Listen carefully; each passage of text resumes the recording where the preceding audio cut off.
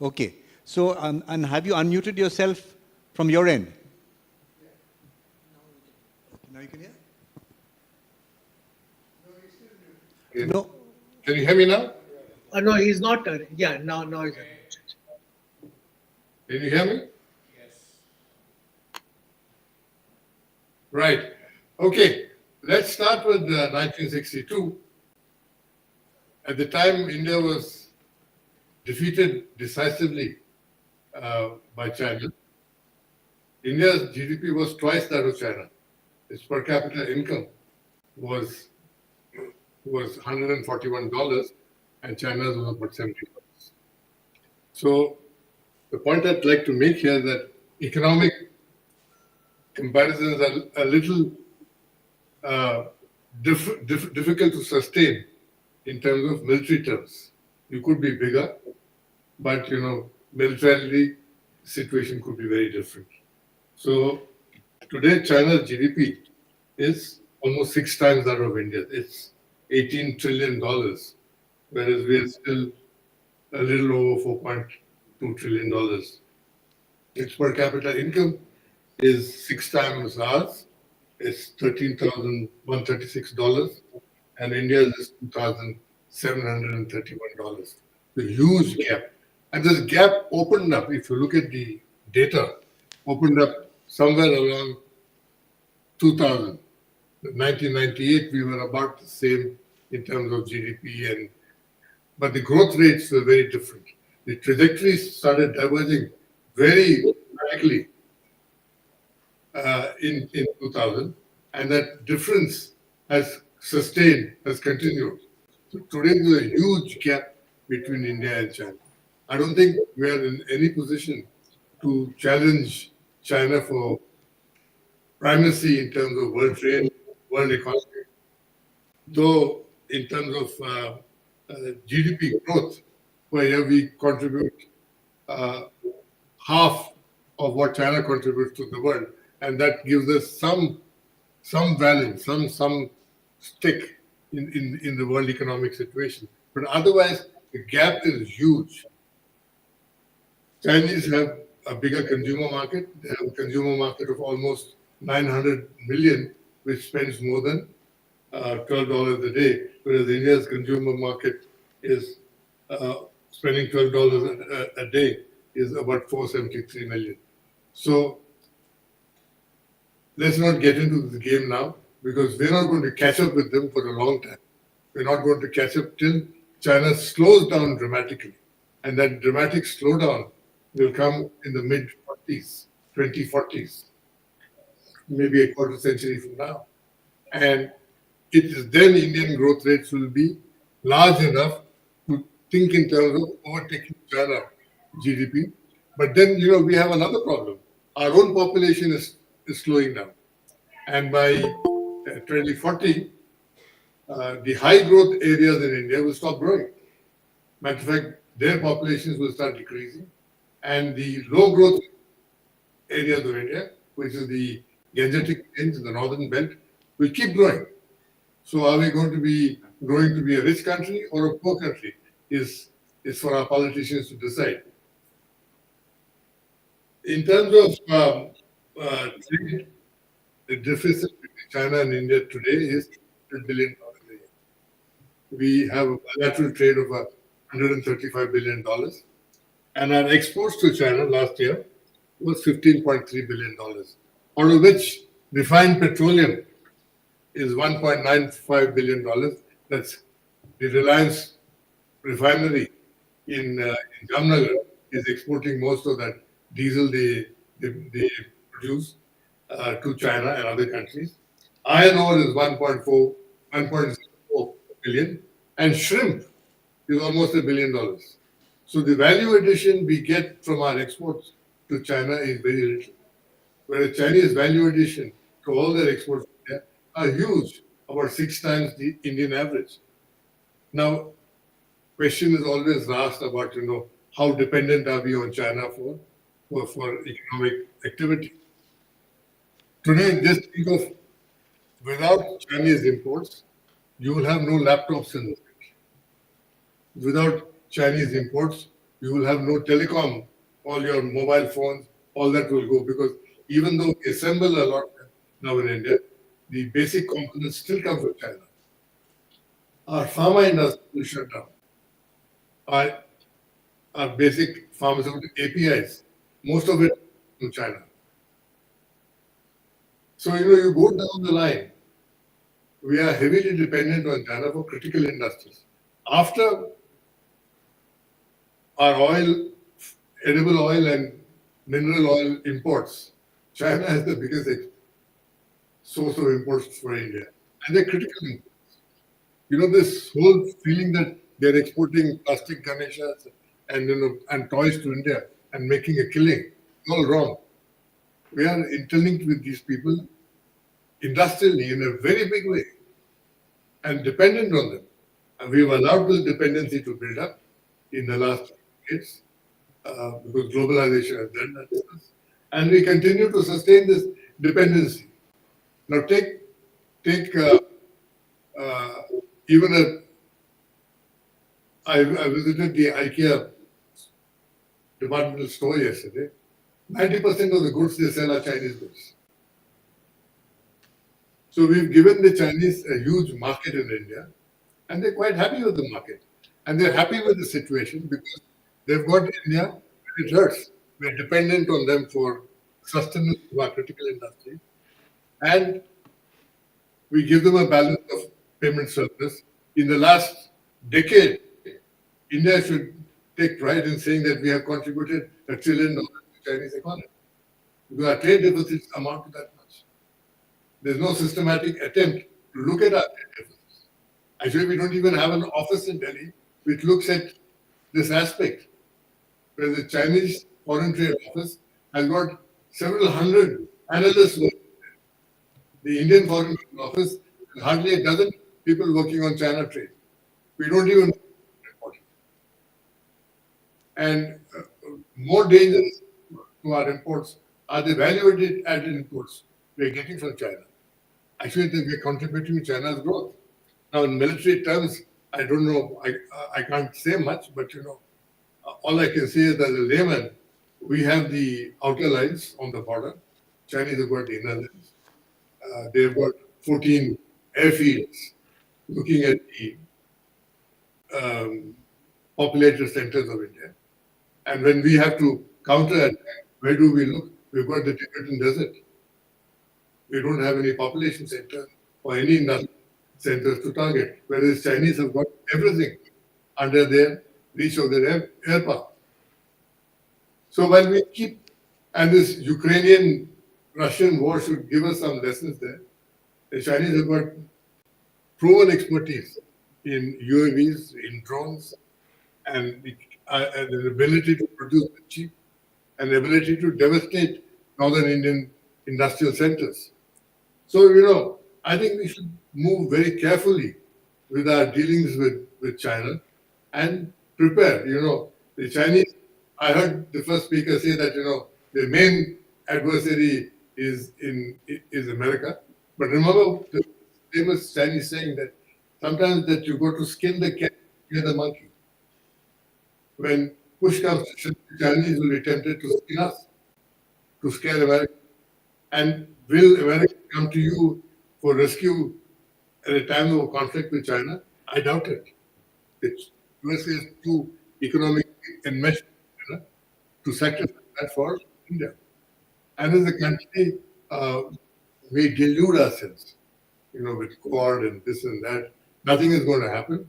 We have to get ready, keep your powder dry, have enough of powder, have enough of ammunition, have enough of weapons, and have an indigenous industrial base, which you don't have. So, gentlemen, my request to you is that you're facing a dismal future. So don't think of a conflict. Go by Mao's dictum or Deng's dictum that bide your time. We still have time, and let's not jump the gun. Thank you very much.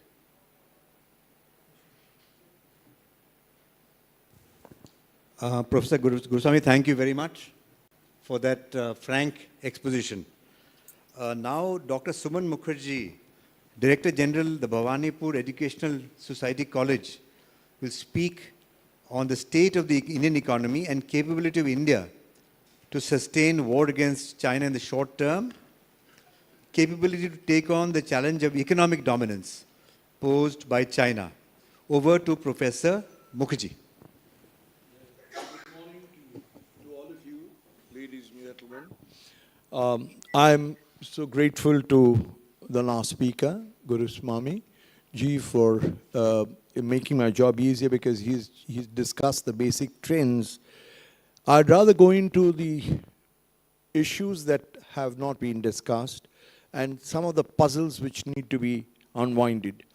From the 60s decade, we've been talking about the savings puzzle, where the savings rate was going up, but we didn't find the change in the growth rate, and we called it the Hindu rate of growth. The savings puzzle, in another way, continues now, because the savings rate has actually started falling from what it was, let's say, 10 years ago. Yet, we are having growth. So, where is this growth coming from? The growth is basically a product of two things: savings rate divided by the capital output ratio. We have right through imagined the V would be constant, because that is constant given the technology that we have had or inherited from the powers that be. But what has happened is India has now looked at the denominator and V has changed. The digital world has changed the entire focus, so even a 23% growth with a lower capital output ratio would be giving us a higher rate of growth. So this is not an accident. It's not a fluke. It's happening because we are looking at the denominator of the growth rate, S over V. The V is now started changing, and that reiterates what Robert Solow, the Nobel laureate, said: no technology, no growth. 90% of economic growth depends on technical progress. The question therefore arises, who's technologically progressing faster? And if China is doing that faster than India, which I dare say it does, then we are on a losing end to a certain extent. Which brings us to another important and very interesting question. If China is doing so well and India is doing so well, and both of which is true, then why is the per capita income of both the countries so poor that China ranks 78 and India ranks 131 by the PPP parity? You might talk about the largeness in the population, but the fact remains, as one of the professors in Delhi once asked, what is the motive for growth? Who is it addressing? Which brings us to the next change that has come very imperceptibly but remarkably in the country. We've moved away from balanced growth strategy to unbalanced growth strategy. The reason why the growth is taking place is because we are investing heavily on capex, and therefore the SOCs, social overhead capital, is going up by leaps and bounds, which is making inroads into other backward areas, and the dualistic nature of the Indian economy is hopefully getting now integrated with as one. So we are dividing or perhaps disintegrating the rural-urban divide and making the country vibe as one, which is a good state and which is politically also correct, because now you find that whatever the urbanites feel, it's not sort of articulated similarly in the rural areas, because rural economy has started seeing the benefits of road building, digitalization, inclusive growth, and this is politically the right step to take. However, it raises the question, why is the government's investment on the social sector not up to the mark? It's gone up by 3 times, but we needed about 30 times more. And we are asking CSR, the corporates, to contribute as a matter of policy, which shows the government is perhaps failing to do what it wants and asks the private sector to bill it out. The second issue is the health sector. The investment has gone up by only 0.5%. Again, we are depending on the private sector, and the government is not investing much on that. The third casualty has been on the educational sector, where the investment is much lower than all developing countries. So there are issues which are of serious concern, especially so because now the largest sector which is going up is the middle class.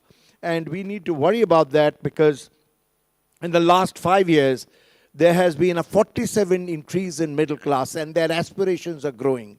So are the so-called billionaires, and many of them, having exploited the spoils in the country, are migrating to countries abroad because they feel that their taxpayer might catch them by the collar.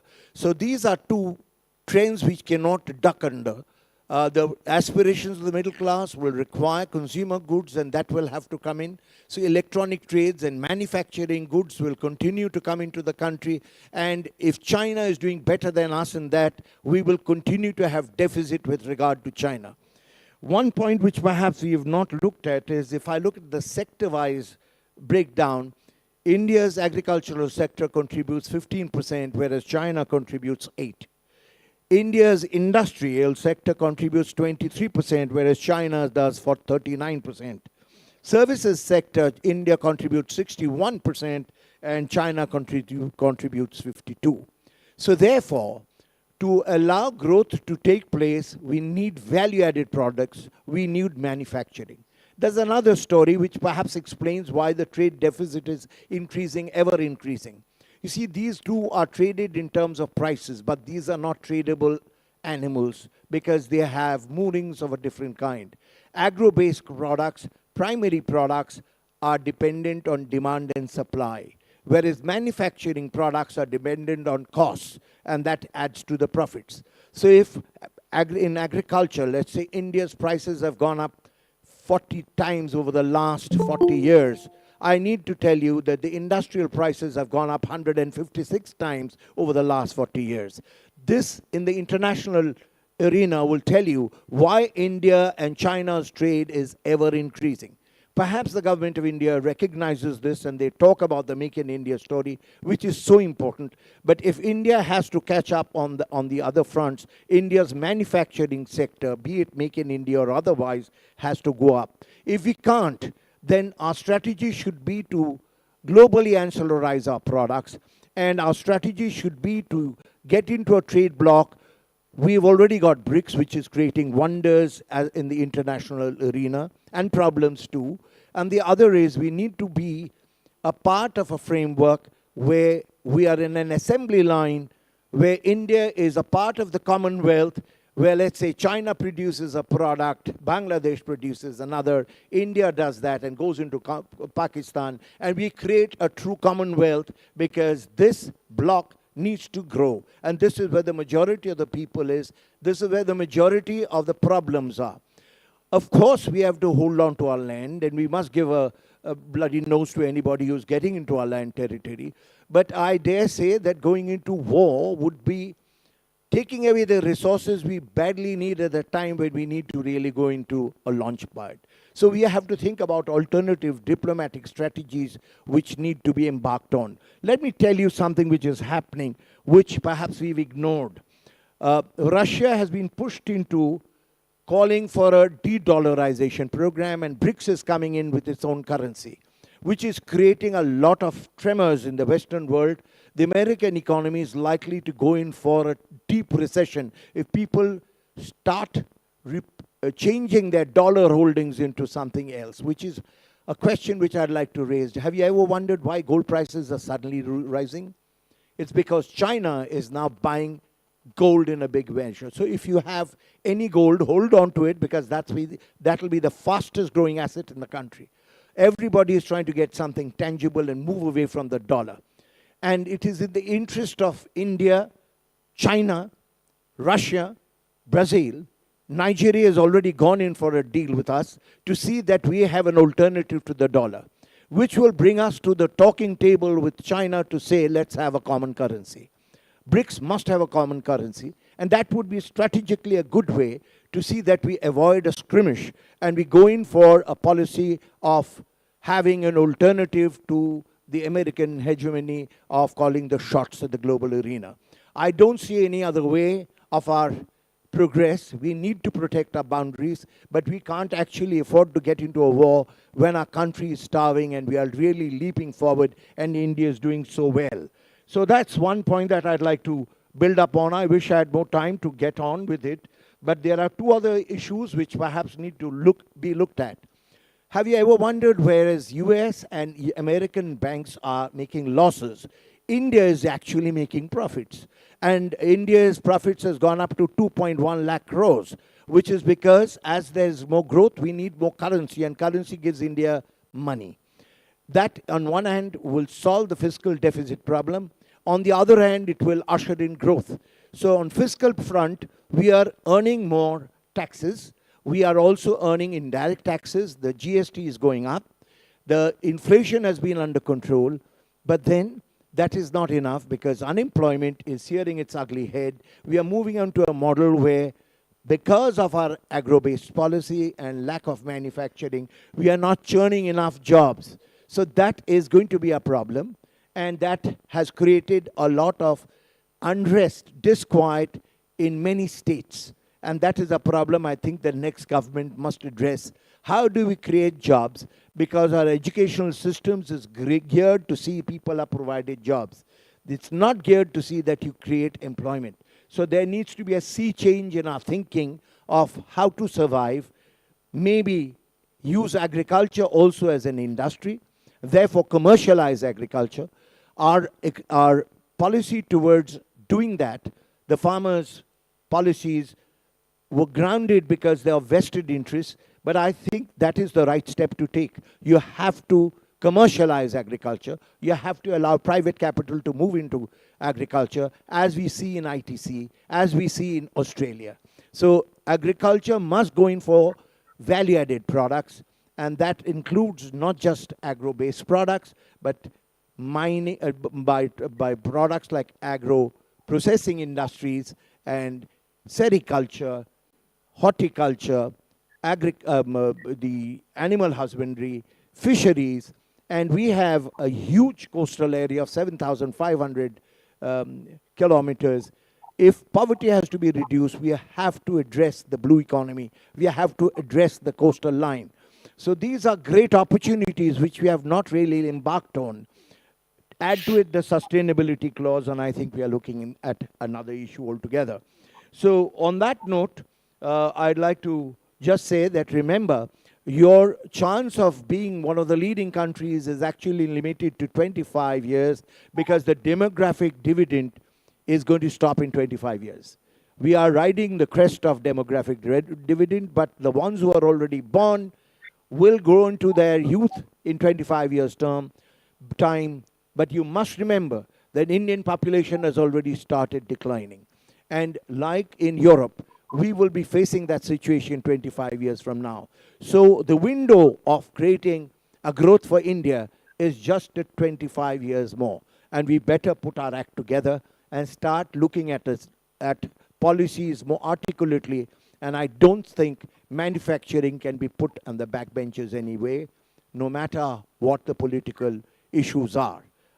If I have some more time, I would spend some more issues on why integrated rural development is important. See, this is a policy that was thought by the first Janata government in 1966 when Professor Rajkrishna was the creator of the sixth five-year plan. And he said, a tail cannot wag a dog wags its tail. So the modern sector cannot develop the agro sector. We need the agriculture to develop, the rural sector to develop, because that will give an opportunity for the industrial sector to grow. And that's exactly why he talked about the integrated rural development model. A part of that has already been understood by the same political powers that be. Janata government has given place to BJP, but the thinking continues to be the same. They've gone in for development of the rural economy, A, for political reasons, they are getting more votes, B, because that's the sector that was creating the divide and two types of demands in the economy. And the second is that what is creating the spurt in Indian economy is consumption, investment, and government increases in exports. Yes, with China, we are losing ground. They are our leading trading partner. They are just a shade higher and more important than US for us. So war with them will not be economically beneficial also. So we'll have to realize what are the things we can trade. And what do they need from us? They go again for agro-based mining products. We go in for all the manufacturing products. With our acumen and our technology, if we can reach the moon, we need to twitch it around and we need to do what Chinese can do. And I think with our dexterity and our skill, particularly in the gym and other areas, we can do what they can do. We are largely the same and oldest races, so there's nothing that Indians can do, can't do. The difference is they are more disciplined, we are not. So the price of democracy has to be paid. We have to realize, and I'm happy I'm talking in an AMI platform, the importance of discipline. And unless the country realizes discipline and corruption has no place, I don't think the country is heading towards a new era. And political parties, whatever be the shade and color, must be able to root this out. Otherwise, there's no point of talking about growth. We will fatten and richen some rich people, but it will not percolate to the classes that matter. And I think I'll close it at that. That's more or less what I wanted to say. Thank you. Thank you, Dr. Mukherjee. I thank both the speakers for their presentations that placed in perspective the economic aspects of national power and the capacity for war in the short term of both nations. The second session, now we move directly into the second session, which is on foreign and domestic policies. Our first speaker, Ambassador Ashok Kantha, Director, Institute of Chinese Studies, and Distinguished Fellow, Vivekananda International Foundation, will speak on Sino-Indian relations and likely foreign policy shifts by India. Ambassador Ashok Kantha. Thank you. I begin by thanking General Mukherjee and other colleagues from Sinners for inviting me to participate in this webinar. The theme given to me is somewhat broad, so let me limit my remarks to how India-China relations look like at present and what are the possible directions and policy choices available to us. As General Mukherjee put it very bluntly, India-China relations are in a very poor state at present. And I fully agree with that characterization. In fact, I'll suggest that it's the relationship is at the lowest ebb over the last 40 years, the period I've been involved with India-China relations. The trigger point for current downturn, you're all aware, there were events in Eastern Ladakh in the spring and summer of 2020, encroachments by China at multiple locations there. There was spirited response by forces, but that was after an initial misreading of Chinese intentions and possibly some ISR failure on our part. Unfortunately, the Chinese have managed to change the status quo in Eastern Ladakh to a certain extent, even though we do not acknowledge that publicly. This engagement at 5 so-called friction points has involved creation of so-called buffer zones that involve our troops not visiting patrolling points they were traditionally visiting. Same is true of two remaining standing areas, Depsang and Dentok. In Depsang, for instance, 5 patrolling points that our troops are visiting are not accessible any longer. I believe that our reluctance to acknowledge facts publicly has been a mistake, and it has put our negotiators, both on the military side and diplomatic personnel, at a disadvantage in discussions with China. Second point I'd like to make is that as a result of protracted standoff through 4 winter seasons, the nature of India-China borders have changed dramatically. As it was mentioned earlier, we have enhanced deployment on both sides. Chinese have invested heavily in infrastructure. So we have responded in terms of border infrastructure is still growing to the advantage of China. And the Chinese have managed to keep our troops bogged down along land borders. The present situation, going by media reports, involve large scale redeployment of troops both from western frontier and from peacetime locations. And I'm not sure this is a sustainable position over a longer period. This is something which calls for, deep introspection on our part. At the same time, large scale de-induction will not be advisable given the fact that we are in a disadvantageous position both in terms of nature of terrain and border infrastructure. So time taken to re-induct forces on our side will be much longer compared to the PLA. Here, I would like to endorse the basic position taken by us that the state of borders will determine the state of relations. Chinese will strongly disagree with that position. They would like us to accept the changed status quo as the new normal and move on with the restoration of normalcy in overall relationship. Rightly, we have not agreed to that proposition because it has been a very clear understanding between two sides right since 1988 that normal development relations is predicated on maintenance of peace and tranquility, something that has been disturbed by the Chinese side, which has violated several agreements signed since 1993. Border issue is back to the center of the relationship, but I'll suggest that there are structural problems in India-China relations which predate Galwan, something which is often not acknowledged. General Mukherjee, in his remarks, referred to some of those points. Let me very quickly, flag some of the areas of differences which are structural nature. uh, India and China have very divergent worldviews today, and we are deeply suspicious of each other's strategic ambitions and intentions.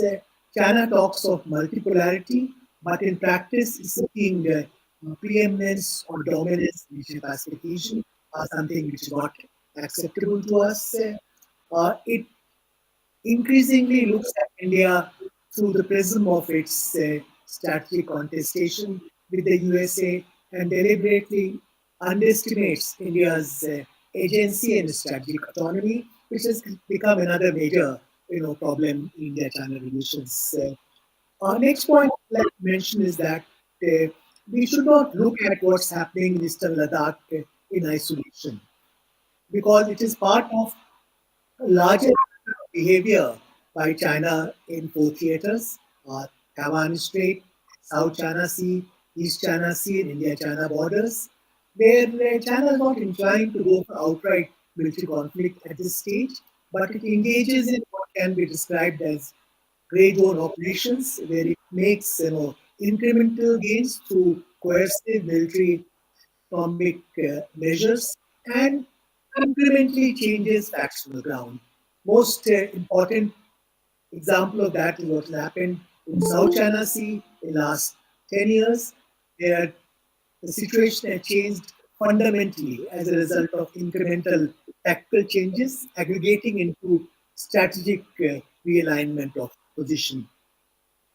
Now, again, there are serious contradictions in positions of India and China on our shared periphery, both land and maritime. This is something which will be discussed by other colleagues later.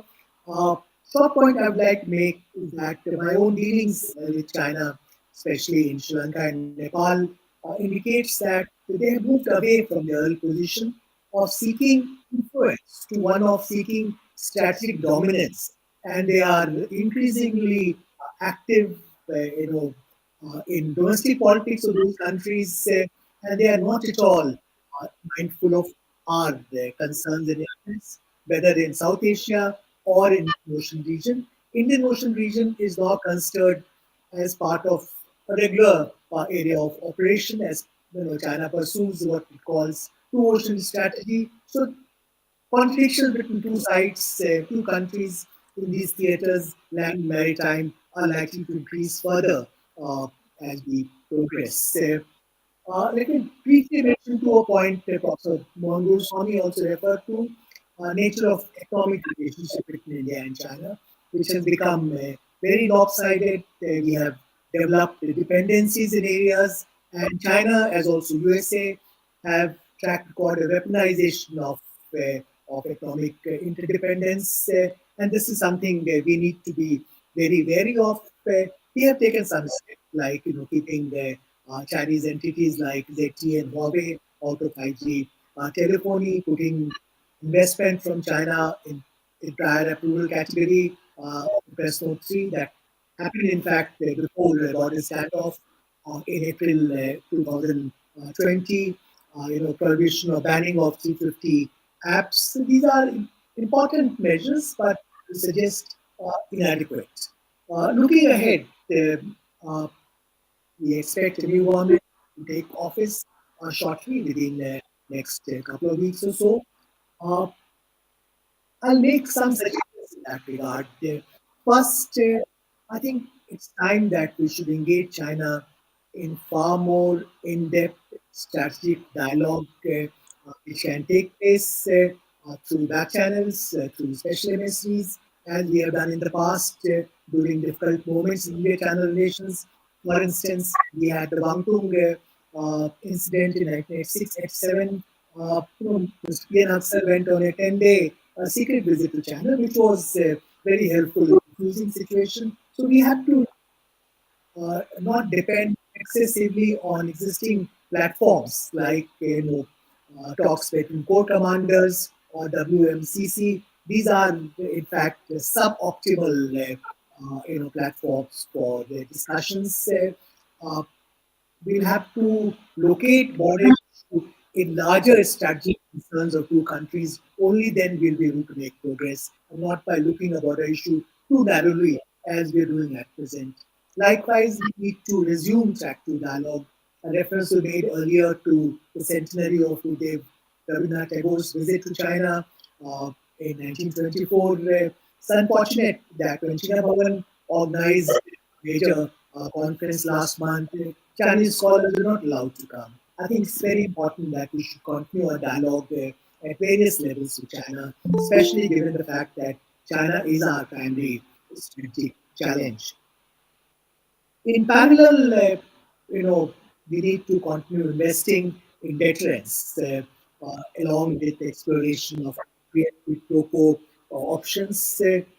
We have to acknowledge that the nature of India-China borders have changed fundamentally, and we are unlikely to return to earlier situation of relatively low-level deployment of troops on both sides. However, as border areas stabilize somewhere down the road, we should consider exploring understandings on force limitations that is provided in the 1996 Agreement on Military CDMs, which in fact takes into account considerations like induction time, natural terrain, etc. So we don't really need to agree to equivalence in terms of ceilings on forces in a particular uh, area.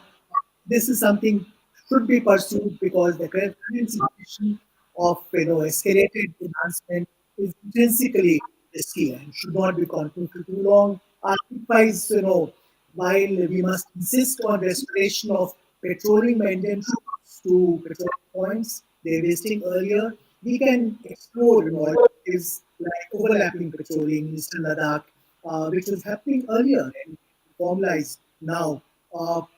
I know there is a separate session on confidence building measures. As someone who was heavily involved in negotiating these agreements, I'll argue that they have, on the whole, served us well and should not be jettisoned, though there is hope for improvement in some of those agreements. To put it bluntly, if we don't insist on restoration of patrolling by our troops to patrolling points existing earlier, this will involve loss of territory, something which is not acknowledged publicly, and any loss of territory cannot be retrieved through diplomatic means this is something we have been telling our colleagues in armed forces all along. Let's also make a very clear-headed assessment of the China challenge, because that's going to be the primary strategic challenge for India. Dr. Mohan Goswami talked about Chinese economy, and I agree with him. Chinese economy is likely to grow in the foreseeable future, even though China is facing economic headwinds and geopolitical pushback. We should not buy into the Western narratives, weak China or impending collapse of China, something we have been hearing for the last 25 years. At least our working hypothesis will be that China's economy will continue to grow at a slower rate.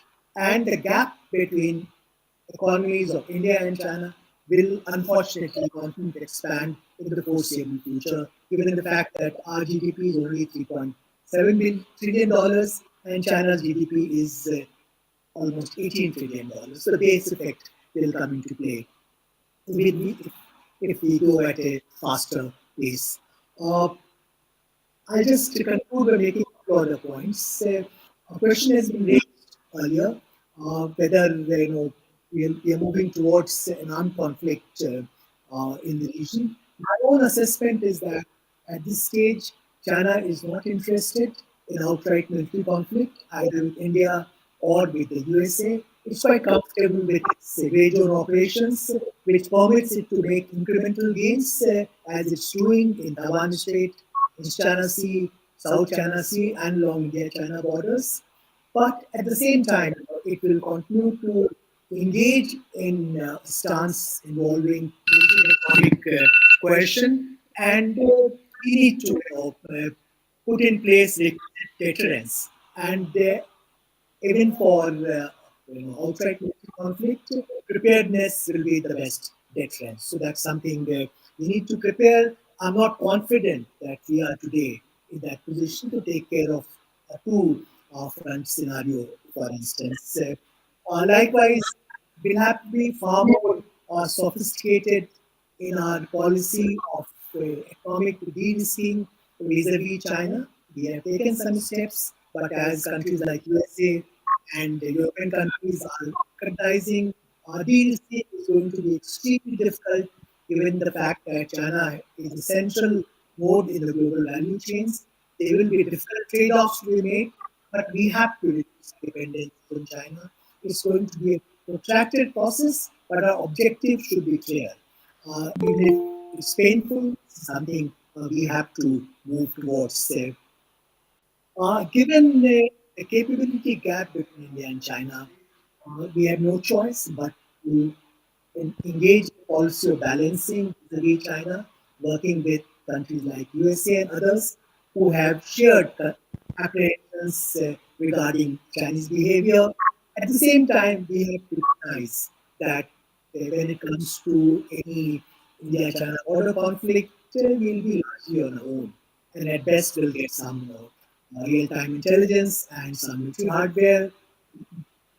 We will not never expect anyone else to sort of step in on our behalf, as we not like to get involved in the Indo-Pacific conflict involving China. Finally, I would like to mention that unlike the rise of China, the rise of India is by and large seen as non-threatening. And this is something which gives us a big advantage, and we should maintain it. We should invest in developing our economic, military, and technological capabilities patiently and quietly and under the radar to the extent possible. Therefore, narrative of Vishnu or even a leading power is somewhat disturbing the way I look at things. Thank you very much. Thank you, Excellency. Thank you. Thank you, Ambassador Kantha. That was really a wide range explanation of not only the relationships with China and our strategy, but also the intentions, Chinese intentions. Our next speaker is Professor Munmun Mazumdar, Department of Political Science, NEHU. She will speak on the question of insurgency and growing influence of China on Myanmar and its bearing on Northeast India. Professor Munmun Mazumdar. Yes. Good morning. Am I audible? Am I Yes, audible? you are. Please go ahead. All right. Good morning. At the outset, I thank the organizers for inviting me to speak in this one-day seminar on India's strategic handling Indo-China relations and the way forward. In my talk today, I'll examine how the military takeover in Myanmar impacts Northeast India. Now, February 2024 marked 3 years since Myanmar's armed forces seized power from the democratically elected government, triggering civil unrest and armed resistance. The rise in violence between Myanmar junta and the forces opposing it has led to political instability in Myanmar. The fallout of the crisis continues to be felt in northeast India as Chin resistant forces recently captured two towns, Chikha and Tozang. Now, Myanmar is the lone ASEAN country that shares a porous and restive borders with India's northeastern states of Manipur, Mizoram, Arunachal Pradesh, and Nagaland.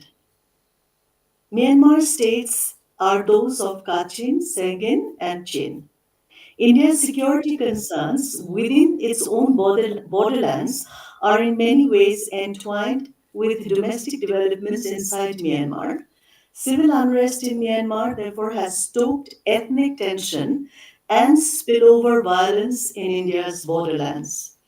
The heightened influx of refugees, both civilians and Myanmar military personnel, into India's northeast, especially Manipur and Mizoram, for example, have posed a threat to national security. The influx of Chin refugees from Myanmar has spanned the ongoing conflict in Myanmar. To deal with the refugee influx and ensuing ethnic tension in Manipur, New Delhi scrapped the FMR with Myanmar, announcing also the fencing of 1643-kilometer long border. These moves have been resisted by the border communities as well as political leaders in Mizoram and Nagaland. For instance, the Deputy Chief Minister of Nagaland has moved a resolution in Nagaland Legislative Assembly against the central government's decision to fence the India-Myanmar border. It is in this context that it would be productive to include the transnational border communities, with almost every community having its own armed group and political interest as facilitators in reviving trans-border relations among them through their connected histories, so as to convert this space into a zone of exchange, interaction, and networks.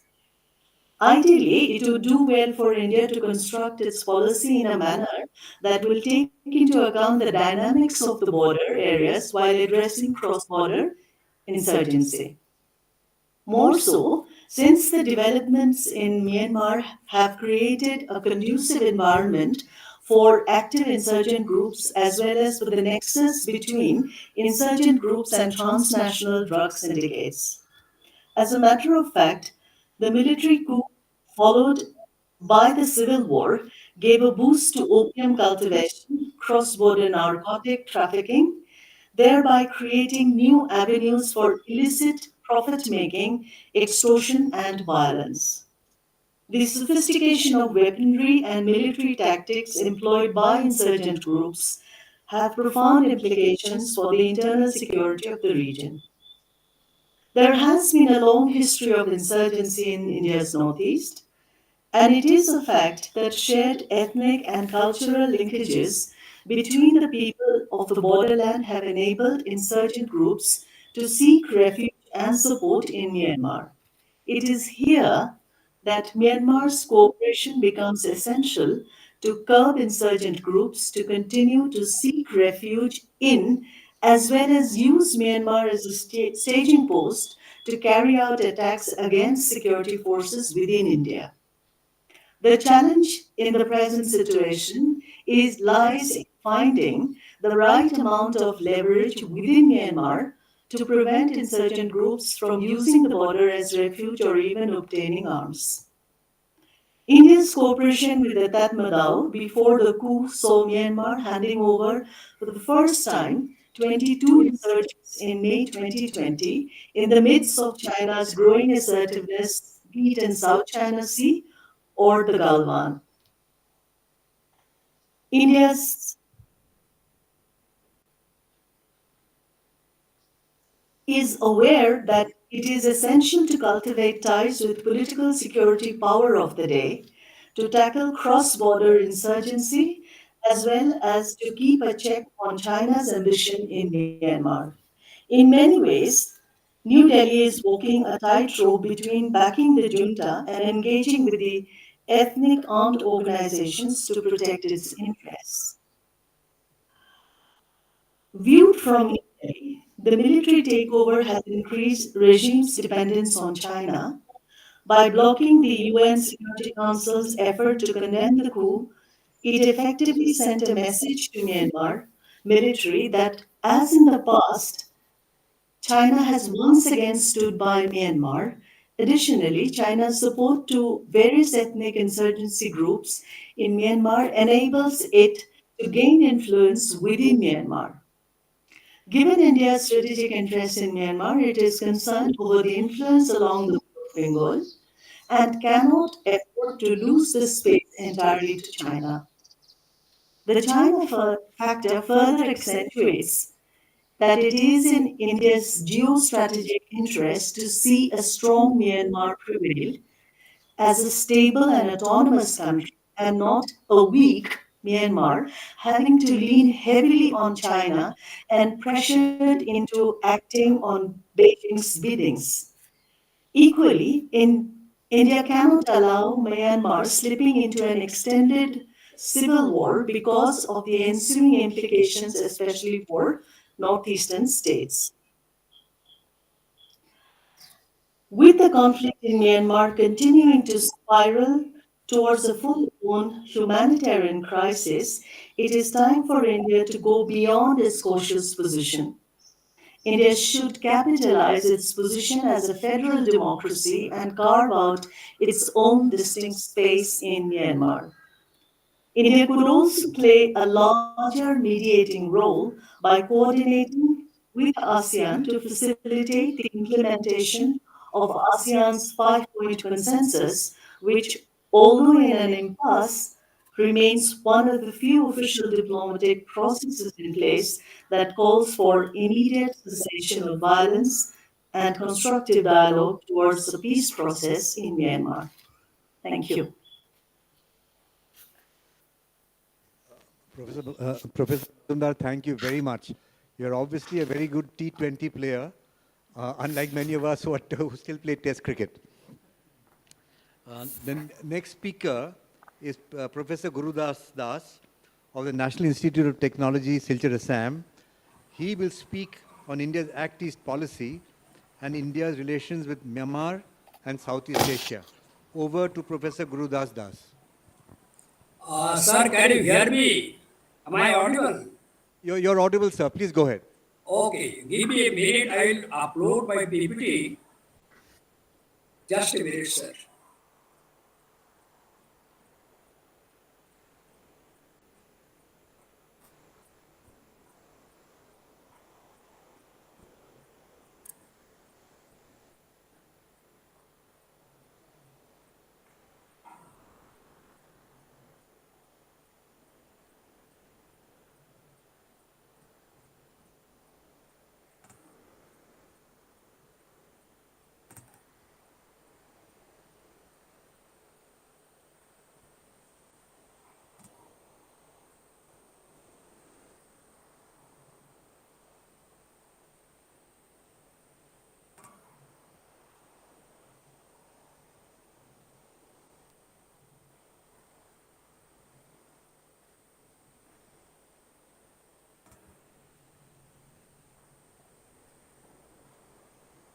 Sir, can you see my PPT?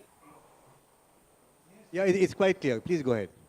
Yeah, so I'll be talking on the strategic and security calculus behind regional economic grouping for trade and development in ASEAN and the role of four major powers. Four major powers basically it is China, USA, Japan, and India. Australia is also playing a good role, but due to the time constraint, I could not incorporate it.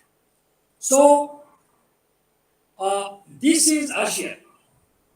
As you all know, that ASEAN is the place of happening, and there are four major regional trading, agreements that are all involving ASEAN. Whether we talk about APEC that Australia led, initiated, or we talk about the TPP or CPTPP, where Japan is playing the lead role, and we talk about the RCEP, where ASEAN has initiated, and whether we talk about just a Biden administration declared in 2022 in Indo-Pacific economic framework. So these four major regional agreements are working or involving these ASEAN countries. The word ASEAN and Southeast Asia, I will be using synonymous way. So first question is, why is it that all the powers in the world are involved in this region? And what is the region has a lesson for the world? I will just speak to one line that the region has taken a cue from the Chinese growth. The economic growth in this region was fueled by the Chinese growth, and using trading, agreements, trade agreements, this region has, made a tremendous lift towards economic growth, and it has offering the world an alternative vision that for development, not the dictatorship is required. The way with the Chinese growth and the way the Russian assertion, there is a and the West, it is recession, it is going down. So there is a kind of sentiment that growth comes with dictatorial kind of rule. But these are the small countries where they are showing that democracy and the growth can also simultaneously take place. That's a wonderful lesson these small countries are offering to the world. Now, going a little bit quickly to this area, so this ASEAN, when it was set up in 1967, it has two goals: economic growth and regional security. Why the regional security will be coming a bit later. Now, for economic growth, what it was trying, it was doing integration of the economy. These are all small countries, and the small countries they huddled together, come together, and created one integration within among themselves. They become big. So it is a lucrative market in that case, and they are using the FTAs with the partner countries. They have now six partners. With six partners, they are using the FTAs, for their economic kind of thing. And ASEAN economy is currently it is around 3.6 trillion economy currently according to 2022 data, and it is expected to be the fourth largest economy by 2030. So if ASEAN is taken as one single entity, and its population is around 700 billion, so it's otherwise quite a big kind of entity now. And all modern industries like integrated circuits like semiconductors, hard disks, they are growing in these areas, and all the major players, global companies are working in ASEAN. And this whole ASEAN and China, so this trade comes around 700 billion. With ASEAN, India has 100 billion kind of trade. Now we shall be coming with Indian part a little bit later. So what is happening? ASEAN, huge Chinese investment is taking place in ASEAN, mostly under BNI. Now this is the major players, China, USA, Japan, and one can see China is playing the dominant role. More than 700 billion is the trade with China, and whereas USA, Japan, India together they can only match with China. And uh, the State of Southeast Asia survey that the Institute of South Asian Studies in Singapore, that their 2024 survey report, so it shows that who is the most influential economic power in Southeast Asia, and China is around getting, 60% people believe that China is the most dominant. And you just note that India is not playing any major role. India is less than 1%, in economic power. We should be coming to it a little bit later. Now, with the rise of China and with RCP coming, so this overwhelming Chinese influence, in economic influence, so there is a growing and perceived kind of thing that China might use this economic dependence of the Southeast Asian countries for, to, control their foreign policy, to control their strategic space in, foreign policy and all these things. And with increasing assertion Chinese claim in South China Sea and in Taiwan, so this has created a kind of threat perception in Southeast Asia. Now, this is the RCEP, which was come to effect in 2020, and India was there in the negotiation, but ultimately India, quit from RCEP. And why India quit from RCEP, we should be coming a bit later. Now, this is what that Sino-US competition, in ASEAN. So Southeast Asia depends on China for its economic growth, and for its security guarantees, it depends on the USA. So this is divided. So it is having economic growth, economic benefit, employment generation, income generation by aligning with China, but it has a fear psychosis from China, and for that its security, it is what's USA. So Southeast Asia's concern is that China might use its power and influence to threaten the Southeast Asian countries' sovereignty and independence through coercive actions if its interest is distorted. So uh, we shall come to this one, that although this fear of Southeast Asian countries accentuated after 2012 when Xi Jinping came to power, and Xi Jinping was trying to assert the Chinese claim over South China Sea and Taiwan and all. So, although China sugarcoats its relation with the neighbors in Southeast Asia by repeating the principles of community of common destiny, shared future, equality, justice, harmony, but everybody knows that it has adopted coercive approaches for Southeast Asian countries to protect its self-proclaimed core interest. In a way, it imposes its own core interest on others in Southeast Asia. So, Southeast Asia perception that China's version of Philippines, China's interpretation of Indonesia, China's behavior with Singapore. So all these things, created a huge panic in Southeast Asia. So the relationship between China and Southeast Asia is not that, very simple to explain. The small countries huddled together under ASEAN and striving to shape a rule-based order in which they feel safer. That's why they have involved all other major players for their kind of thing. Now, the same survey, Southeast Asia survey, the State of Southeast Asia survey, when the question was asked, what is the geopolitical concern? 40% of the respondents out of the 2,000, they talked about the aggressive behavior of China in Southeast Asia.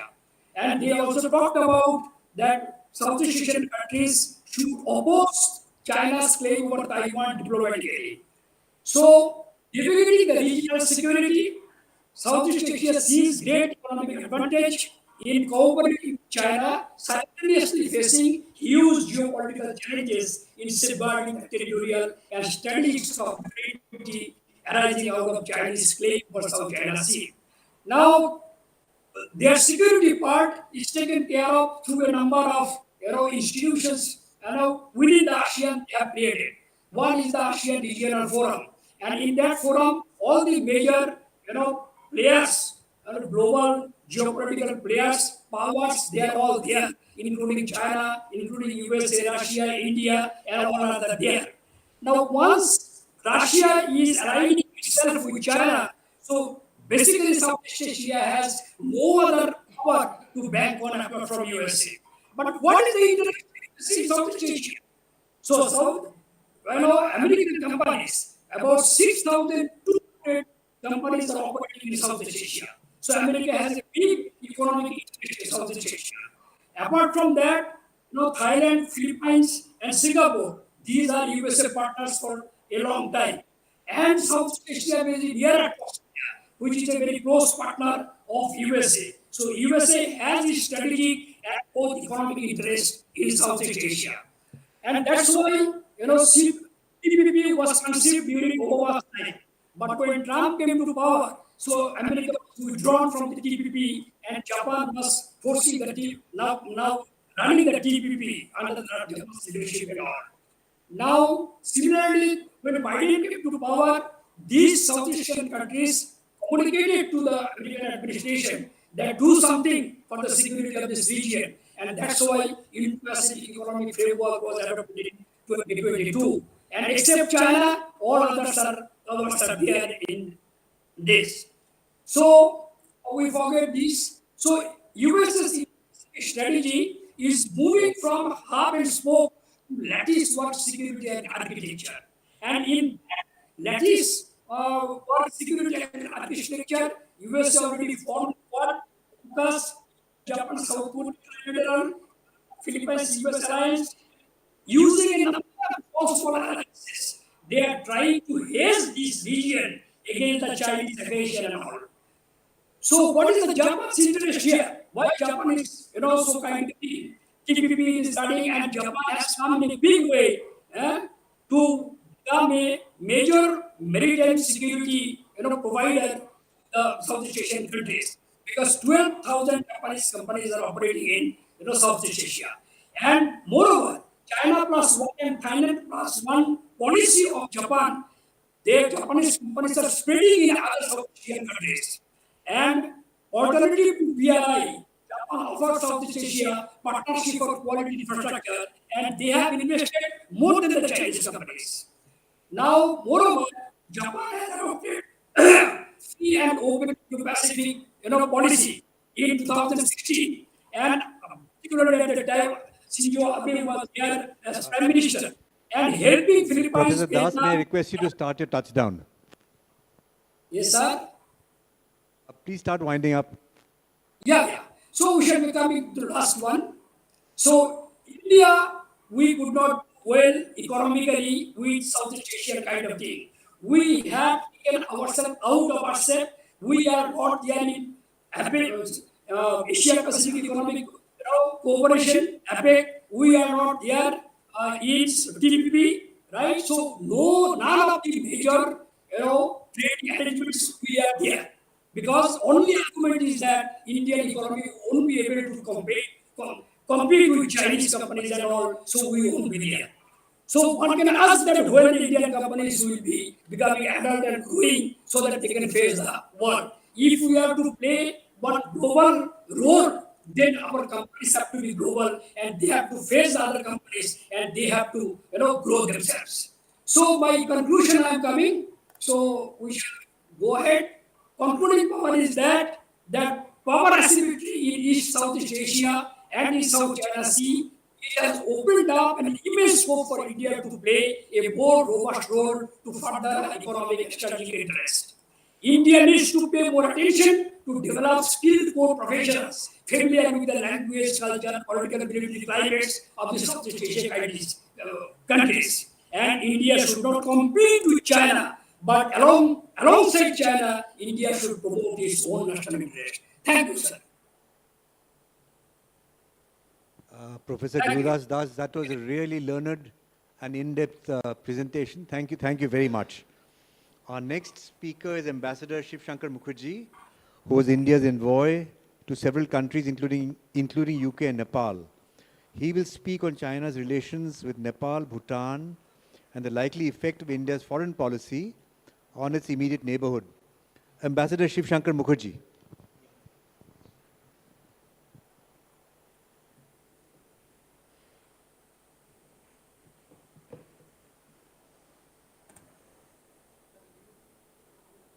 Ambassador Shiv Shankar Mukherjee, you are muted. Please unmute. Can you hear me now? Very clearly. Go ahead, sir. Okay. Yes.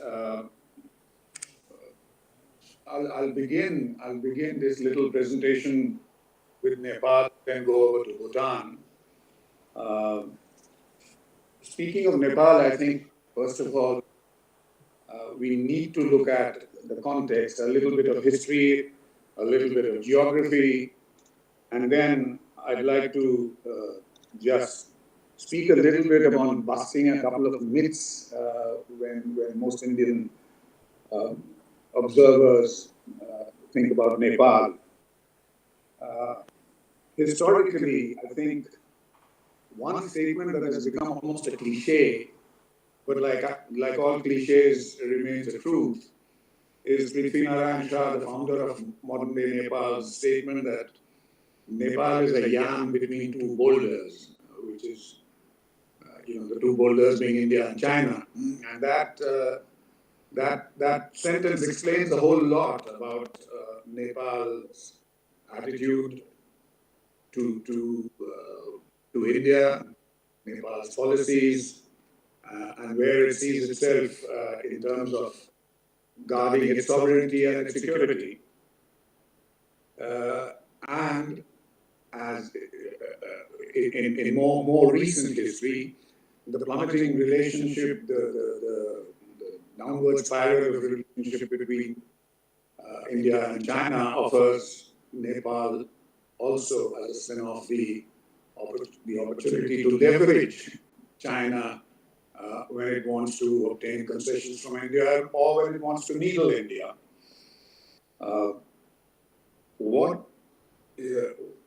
Another little bit of history, I think, which is relevant to this discussion is why do we, and I speak of not just the Indian population that look at Nepal, but policy-making circles in government, including my former Ministry of External Affairs, there's a constant refrain that we do so much for Nepal and why is there an anti-India streak in almost every political party in Nepal? Although there has been cooperation in every sector and India's assistance for Nepal's development is not in question, and more than perhaps any other country. I think Nepal's internal dynamic explains this, and I'll go straight to the time of King Mahendra, when he more or less assumed dictatorial powers under the panchayat system, which he instituted in Nepal.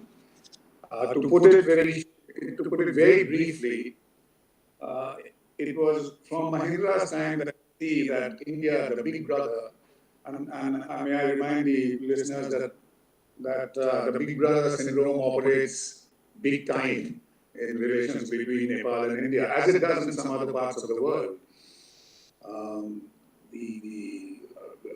The small brother's apprehensions about big brother are organic and sometimes simply can't be overcome.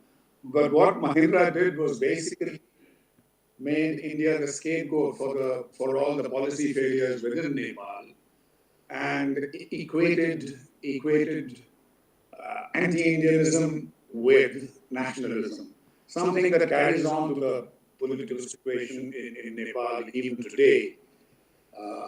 Although privately, political leaders will speak in a completely different way, pay tribute to India and its assistance to Nepal, pay tribute to the need for Nepal to be sensitive to India's concerns and so on.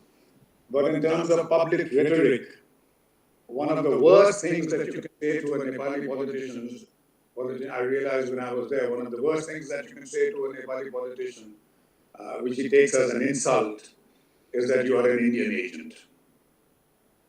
So that is part of the context in which we have to look at the dynamics of India-Nepal relations.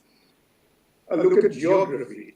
I mean, it's very clear how India geographically is a dominant factor in Nepal economically, commercially, and of course politically. That hardly needs any elaboration, which also applies to the Himalayas, which puts China in a completely different position. I'll come to the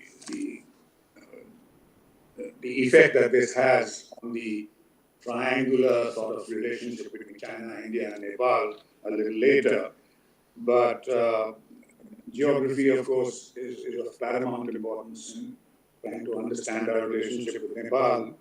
And the fact that we are their largest trading partner, the largest investor, and also explains why almost 99% or 98% Nepali goods bound for other countries transit through India. Having said this, next, I think I need to just mention, before getting into the specifics of India's role, expanding role in Nepal, two myths that need to be countered, which have a very, very important impact on our understanding of the situation vis-a-vis Nepal. Number one, this constant harping on the sort of inevitable close relationship between Nepal and India because of both countries sharing the same culture, the same religion, the same civilizational ethos, and so on. And this is something I had to point out to VIP visitors, ministers from India before they started making their speeches, is that this indeed, harping on this, I found was actually counterproductive. I mean, this is something that sounds strange because that is something that every visitor would like to emphasize, the positive aspects and the sheer commonality that we share. The fact is that small brother Nepal, when it hears all these sentiments, does not feel reassured about its relationship. It, in fact, produces a counterproductive sentiment and emotion because it feels it's going to be swallowed up by the big brother. It wants a distinct identity of its own. It does not want to seamlessly identify itself with India's civilization or India's religion or India's culture. And this is an emotion and a sentiment, I think, that we should pay attention to, and in fact, keep in mind when we are talking about Nepali sovereignty and its right to take decisions for its own pursuit of its own, growth. Secondly, there's this feeling that the sort of anti-Indian postures of Nepali governments off and on are an aberration, and that otherwise most things are going smoothly all the time, which is only partly true because relationship at the political level between Nepal and India have quite often been hostile. Because Nepal has quite often seen it in its interest to take an anti-India position. And that is something we understand and something that I think India has learned to be a little more pragmatic about. One little specific mention here of the Madhesh, the part of Nepal that abuts India. The Madheshi issue has been something that has assumed great importance, arising from Madheshi desire to fight against the discrimination it has been suffering from millennia, hundreds of years. So we need again to be very careful of the support that we offer to the Madheshis specifically, and that is something that the Madheshis expect, but that needs a balance, because traditionally Nepal, the rulers in Kathmandu, who are mainly the Paharis, have, and the Bahun Khetris of Nepal, have looked upon the Madheshis with suspicion, have been the founts of discrimination against them, and basically refer to them as Indian agents. So to be visibly seen as favoring the Madheshi cause against the ruling dynamic of Nepal actually fuels Nepali anger against Madhesh even more. The situation has changed since the departure of the monarchy, but the Madheshi factor remains one of the central issues. Now, China. We operate under tyranny of time, so I suppose I'll make it short.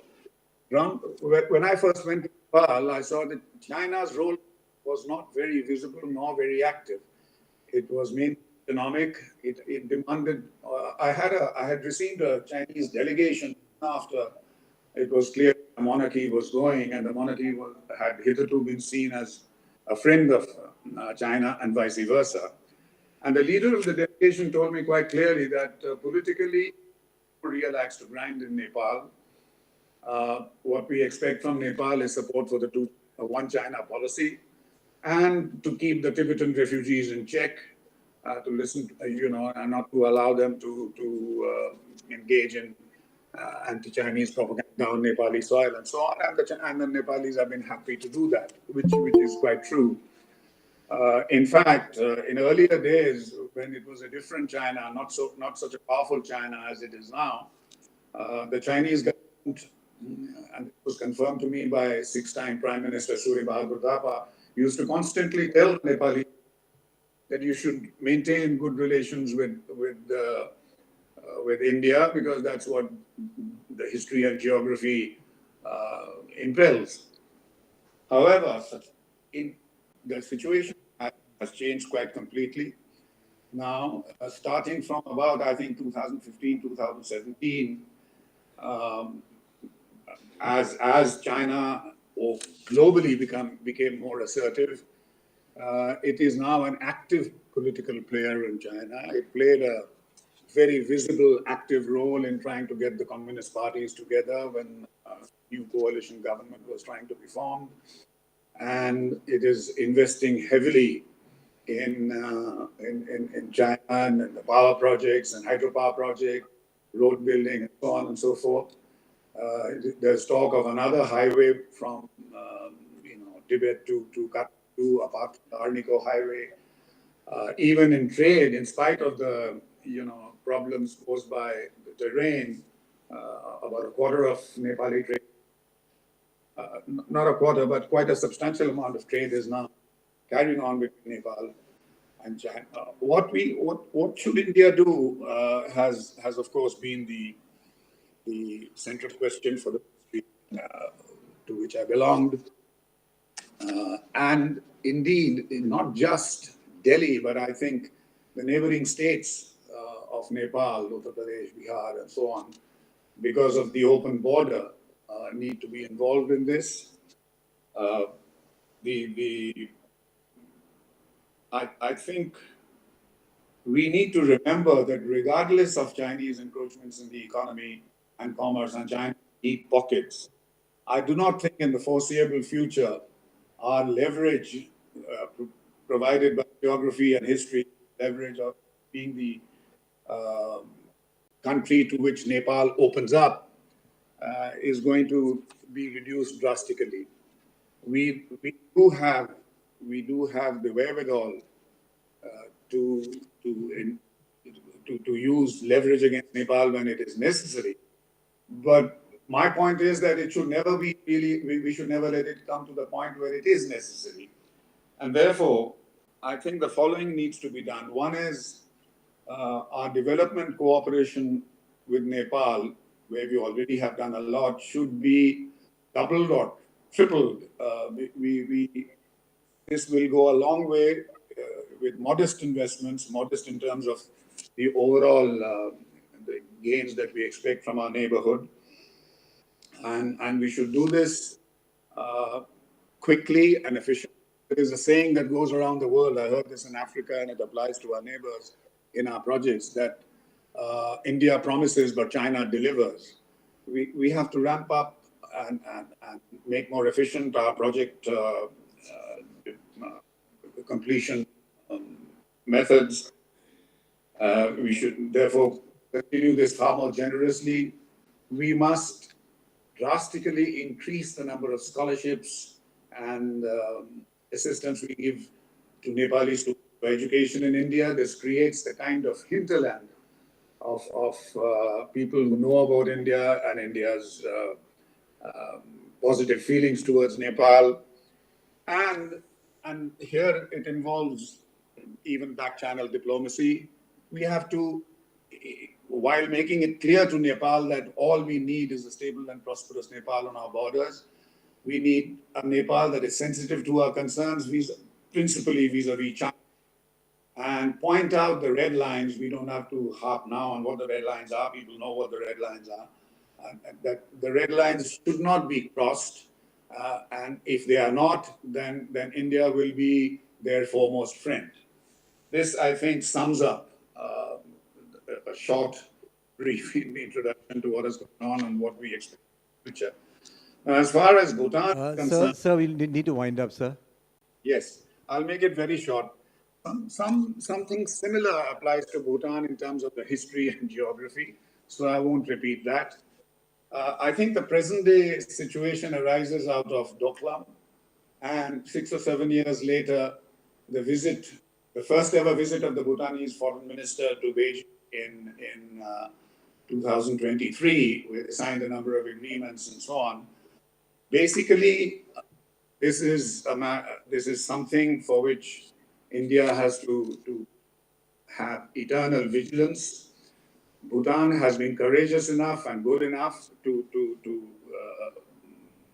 stand side by side with India, not only in the standoff, but arguably our closest friend in the world today. China in Doklam and other intrusions even before has made clear that it is prepared to use all coerciveness to get Bhutan on the negotiating table, to open diplomatic relations, to get Bhutan to support China's policies. This is something we have to be, of course, extremely careful about. So far, Bhutan has played ball, but inevitably, I think diplomatic relations will probably come. And this is a very, very important wait and watch. I'll leave it at that. Thank you. Truly grateful, sir, for that brilliant exposition. Our last speaker for this session, Ambassador Sanjay Bhattacharya, former Union Secretary MEA, will speak on China's relations with Bangladesh and IOR countries and the effect on India. Over to Ambassador Sanjay Bhattacharya. Thank you, General Mukherjee and senators, for this invitation. We would recall that in 1971, when Bangladesh was fighting its liberation war, China was actually opposed to the idea of Bangladesh and supportive of Pakistan. In fact, there were fears that there may be a second front opening when India came to Bangladesh's assistance. Even after Bangladesh was created, China was consistently opposed to its application for UN membership till about 1974.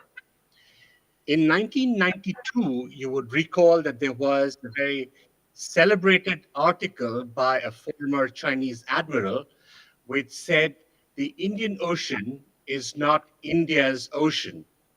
And what China was at that time was a very fledgling naval power. But its article and its indication at that point of time was to put notice to India and also, in a sense, signal its own ambitions.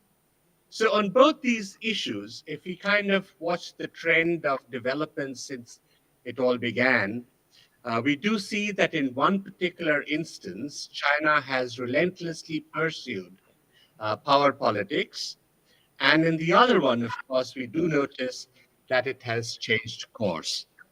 And it has done this through tactical adjustment, but overall line with its grand strategy. And so what was China's grand strategy? It was all about its own destiny and its role or its status in global affairs. Ever since the policy of reform and opening up came up, it realized the importance of the control of the Indian Ocean to pursue its development objectives, to leverage security, and to expand influence in the region. For China, it was very important to have control over Asia and to play a role in regional affairs as it grew. For China realized and did believe that Asian dominance was actually a stepping stone to global aspiration.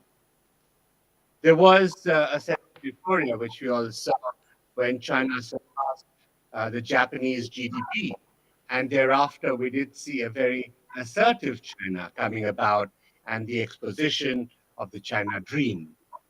In this grand strategy, it is important also to recognize that while it was primarily about China and not so much of India, yet India figured because the idea was to buttonhole India into the South Asian context and, in a sense, to deny its rise. The question today is, can there be two tigers in the same forest? And for the Chinese, this is a very difficult reality to accept. If you look at the Indian Ocean, we do notice that China has been extremely and more active in recent times. And for it, it is really a two ocean strategy, which continues from the Western Pacific into the Indian Ocean. It does believe in that continuum. And its practices have been led by the policies of trying to fill vacuum where it emerges, to create openings so that it can have leverage, and to deny space where it wishes to break the opposition. And for this, it has not only pursued a very active strategy, but a lot of it has been what we call dual use. The first one was its economic priorities in the Indian Ocean of its own economic development, brought about the importance of the Indian Ocean. The choke point of the Malaccas, the South China Sea became very important, and for this, it wanted to get a toehold into the ASEAN machinery. And it did that very effectively. And in fact, it also broke the ASEAN solidarity by making certain states more of allies of vassal states. This was also a time when China expanded its combative approach with the United States. You notice in the Shangri La Dialogue, and China established the Indian Ocean Regional Forum for Development, which was for its future oriented objectives. The second theme that China followed was related to the security issues connected with the reunification of Taiwan and its influence in the Asian region. And both these, it realized there was a great need for naval supremacy, and coercive diplomacy was the strategy that it adopted. The third priority for China was its geostrategic priority. And this was something that came out of the geo-economic strength that it had acquired. For this, what it said was it wanted to expand capabilities and bases in the Indian Ocean. And it, of course, saw the expansion and the role of the BRI in this particular effort. As it moved from the first island chain towards the second island chain, and now towards Blue Navy capacity with a global outreach, we do see that the key objective of this is to displace India and the United States in the Indian Ocean, and also, in a sense, in a broader perspective, to blunt the Indo Pacific strategy. What it has done in terms of the modalities that it has adopted is to first expand on its merchant marine trade with its very huge volume of trade and economic interest in the region and across towards Africa.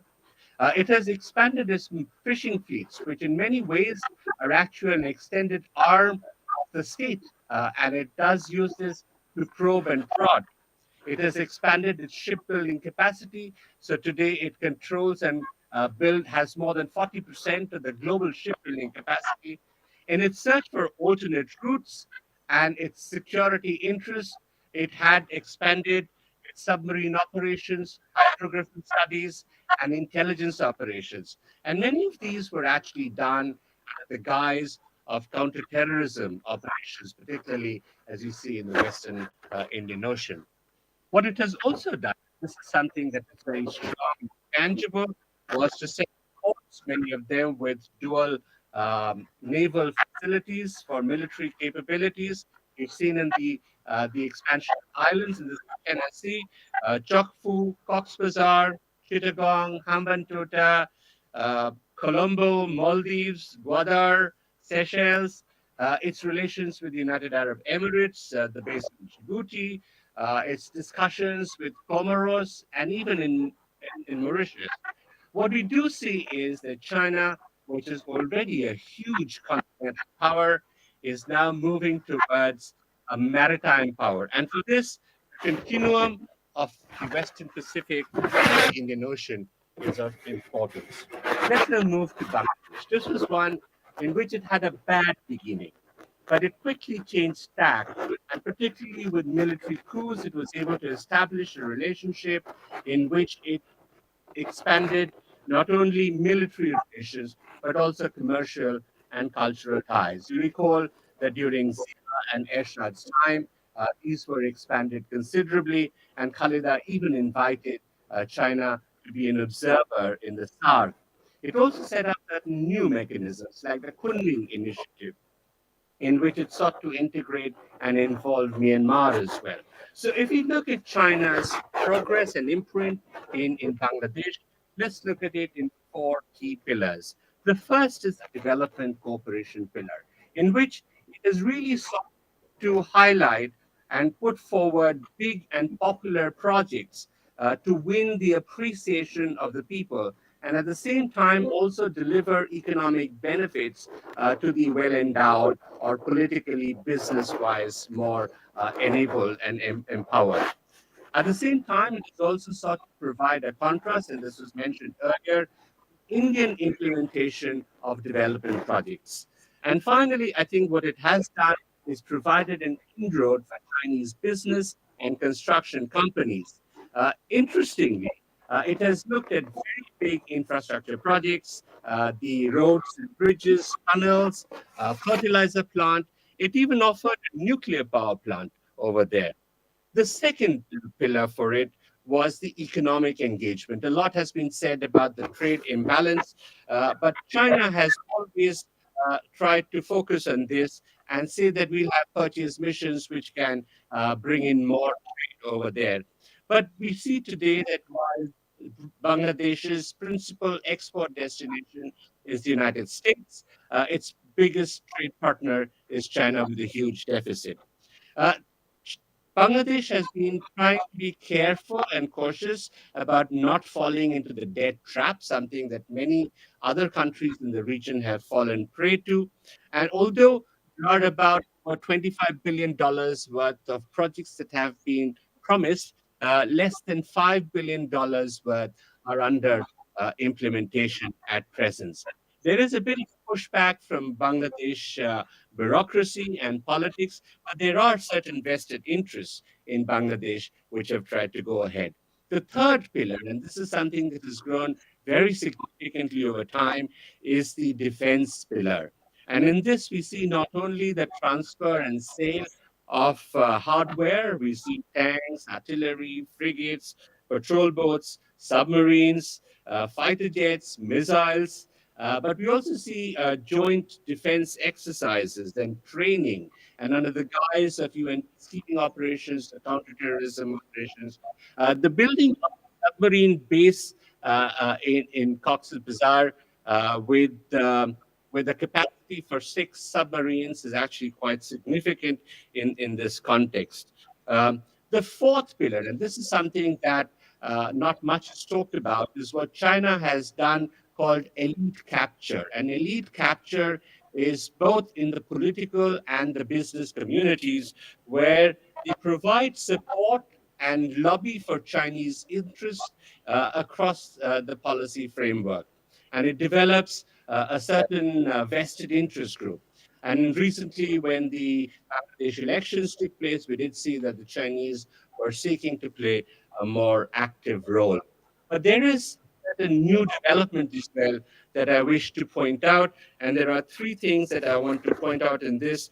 The first is the Chinese are now getting involved in some of the river issues. As you know, this is a highly emotive issue between India and Bangladesh, but the Chinese are now getting into it. While there was earlier concern about the Chinese dams on the Yarlung Sampo, the Brahmaputra, that is, in Tibet, and the kind of impact that it would have on water availability in Bangladesh.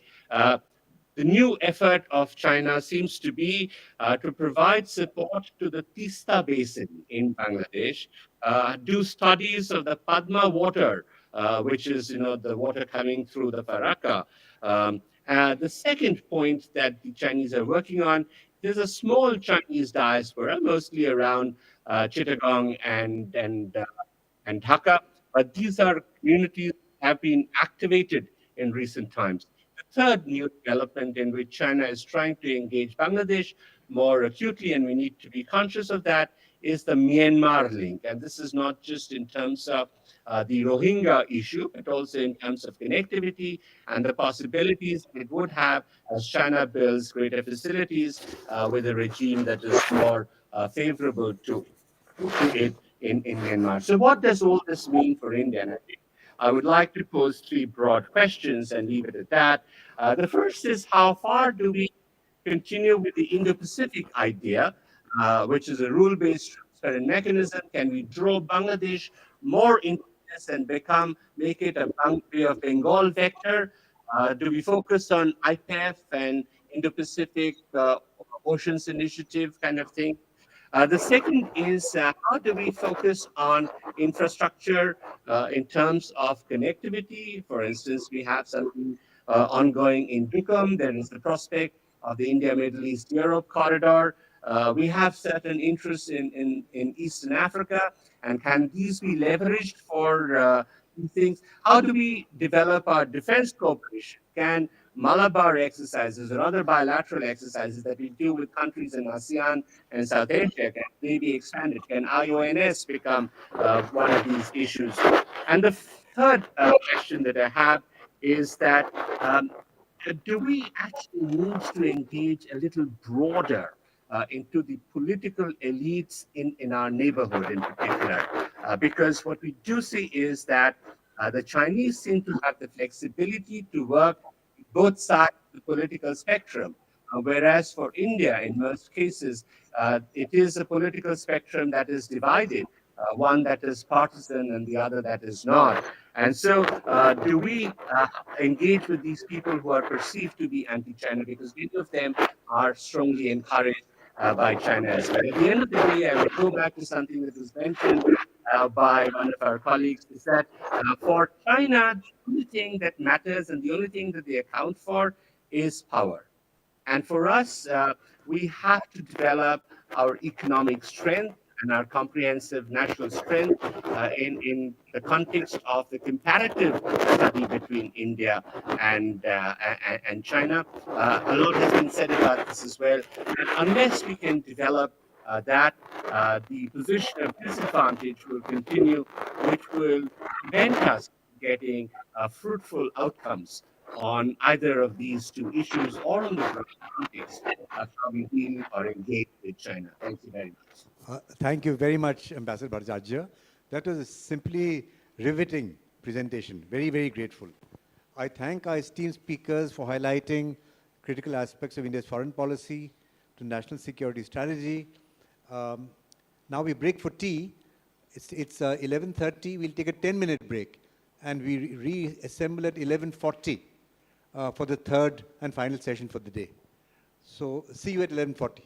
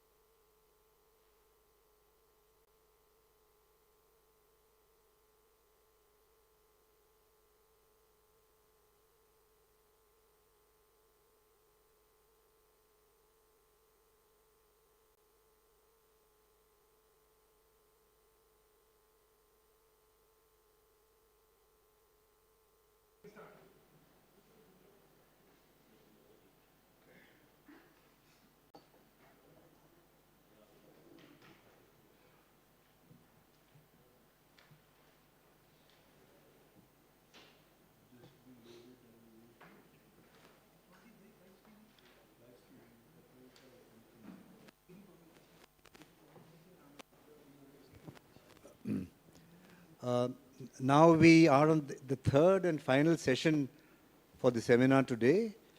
This is security aspects of Sino-Indian relations. We have 6 former high-level military commanders. They will speak on traditional warfighting domains of land, air, and sea, and also emerging ones like cyber, AI, EMS, and information warfare. China has and continues to undergo major changes to its force structure and warfighting doctrine.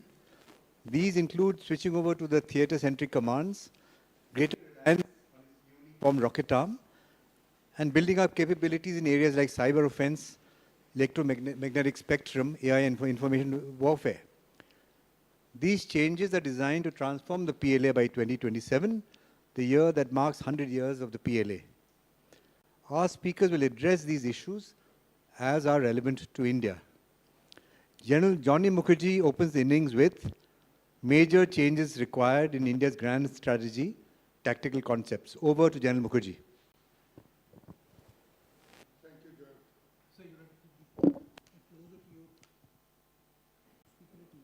Thank you, Joel. Can you hear me?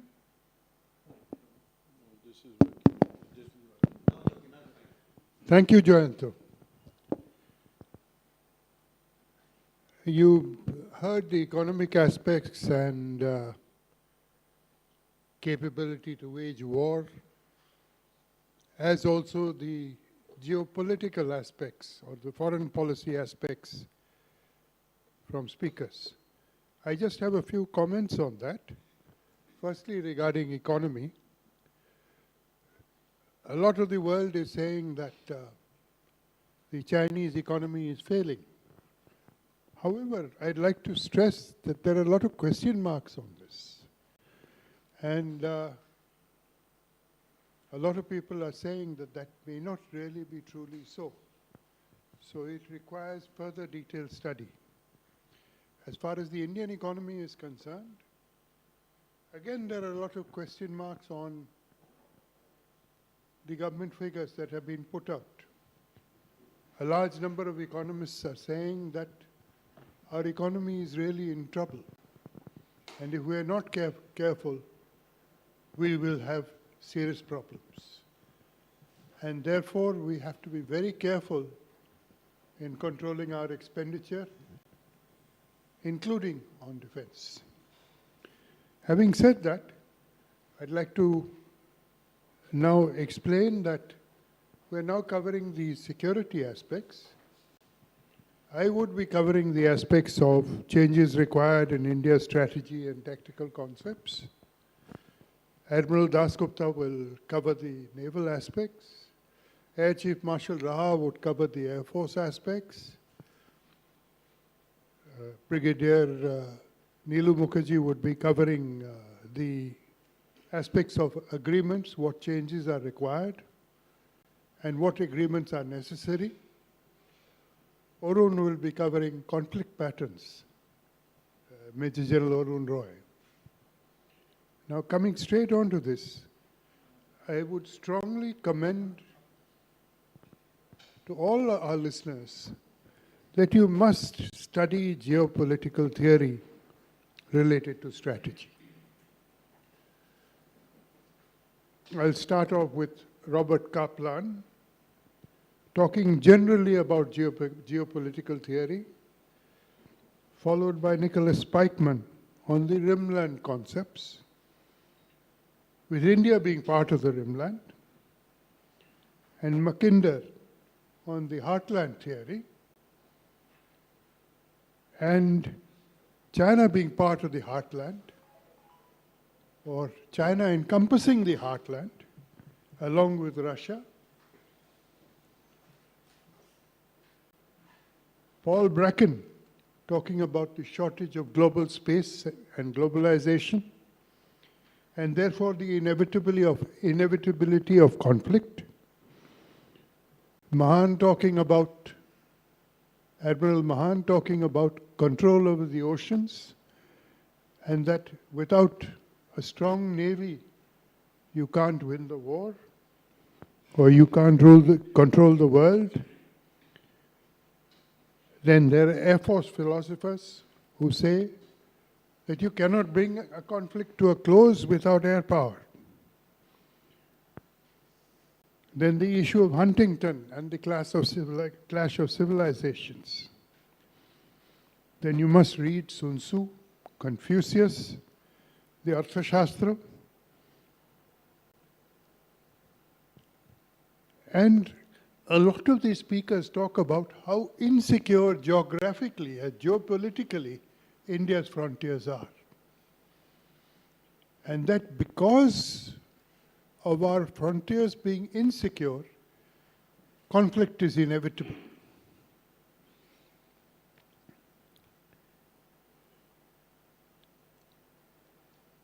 Along with this, due to China being the heartland and having part of the rimland along with it in East Asia, it will attempt to expand westwards, southwards, and further east into the seas and try and control the seas. This is again geopolitically inevitable.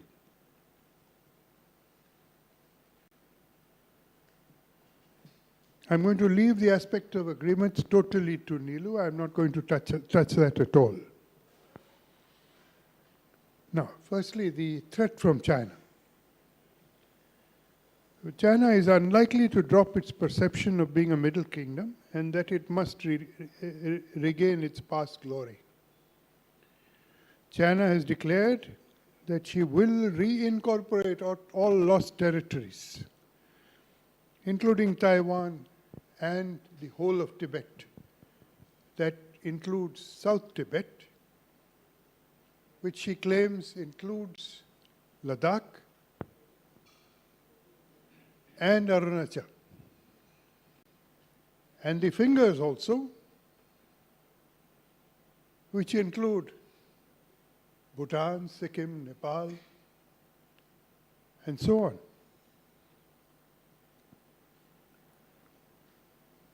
This has been declared by them to be a core value, which must be attained. China realizes that total war is not an effective method to secure these territories. Time is on her side, so therefore she is resorting to water wars, damming of the Brahmaputra. She's done the same thing for other rivers in Southeast Asia. China's strategy is to periodically teach her enemies a lesson. And this is particularly with reference to sensitive and claimed areas. As far as India is concerned, in Ladakh, she has already grabbed up to the 1959 claimed area and gone ahead of it in many places. Small area in Shipkela and surroundings, the Barahuti Plain in the UP-Tibet border sector, along with a small area in the Badrinath and Mana sectors, the area of the Nepal-India and Tibet tri-junction, and the Lipu Lake Pass, astride the route going on to Mount Kailash, the Nepal-Kalapani belt, and they've instigated Nepal to put claims on India that is a disputed territory. This Fingers area in North Sikkim, in northeast and east Sikkim, the ridge dominating Chumbi Valley, in Dolam Plateau, in Bhutan, the Dolam Plateau, and the Hala Kyula ridge lines in western Bhutan, In central Bhutan, the grazing grounds at Pasamlung and Jakarlung. In East Bhutan, Sakteng and Tri-Junction. The Tri-Junction being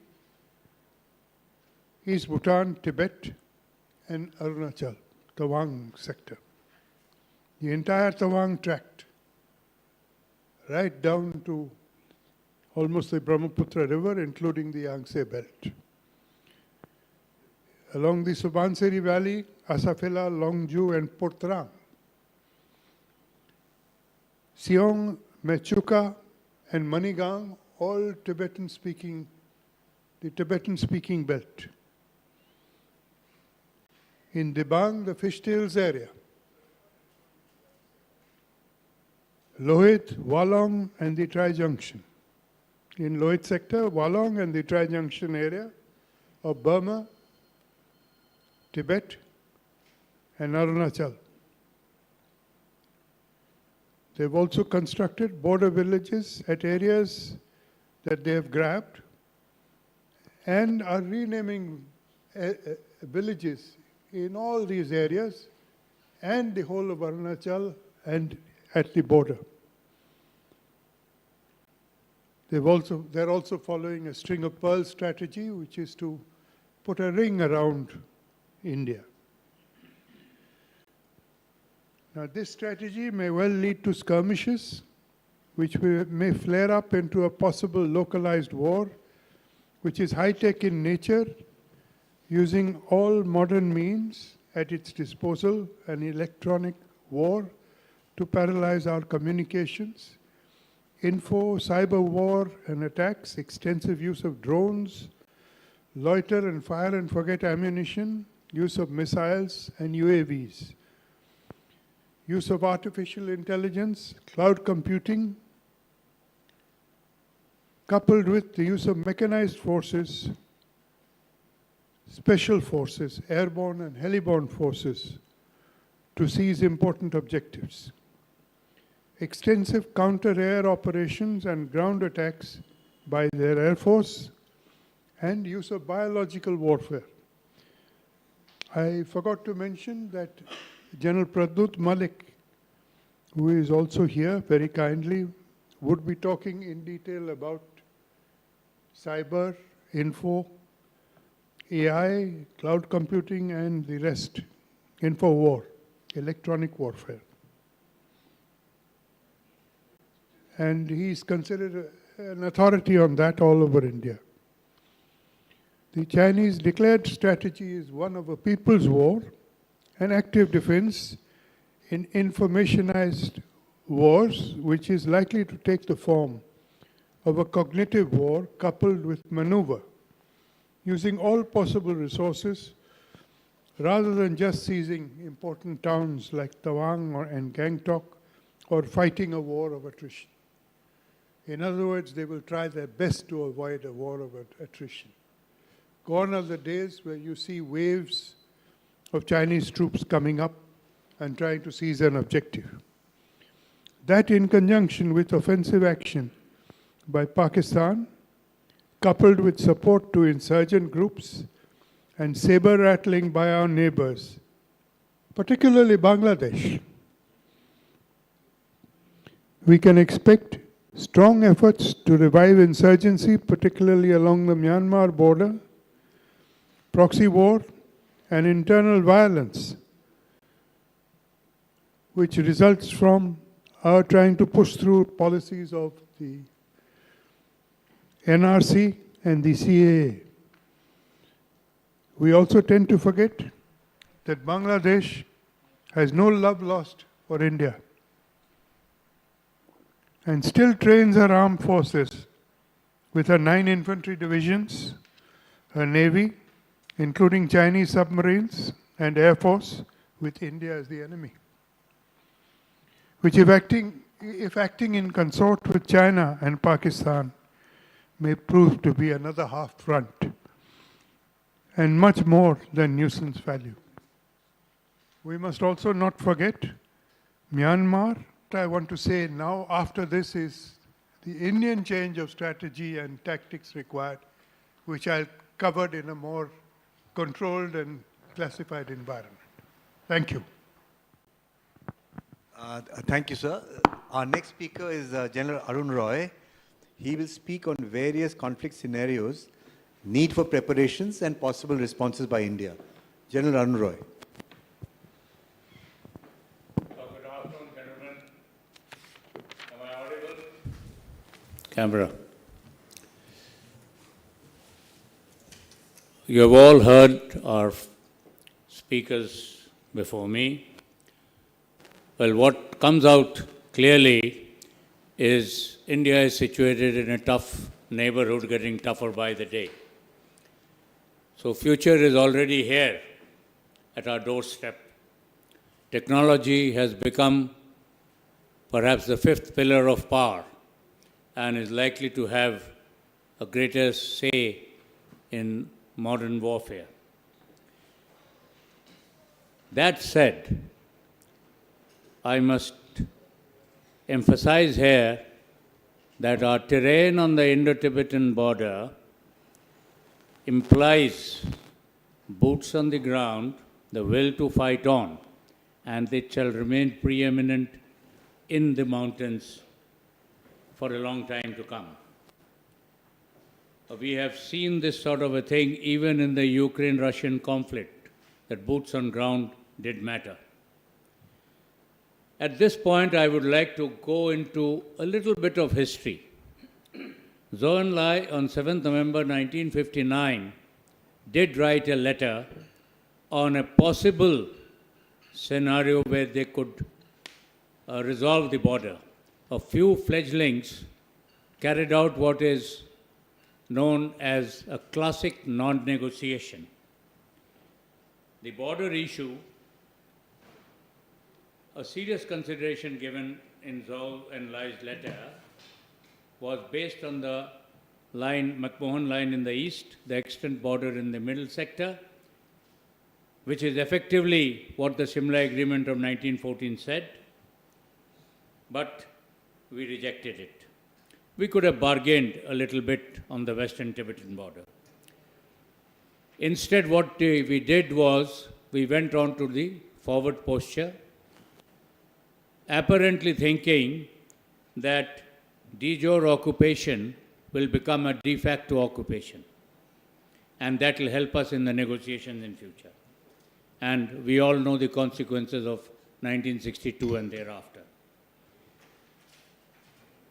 At present, we are in a situation where India has rightfully declined to join the BRI as it travels through the de jure Indian territory.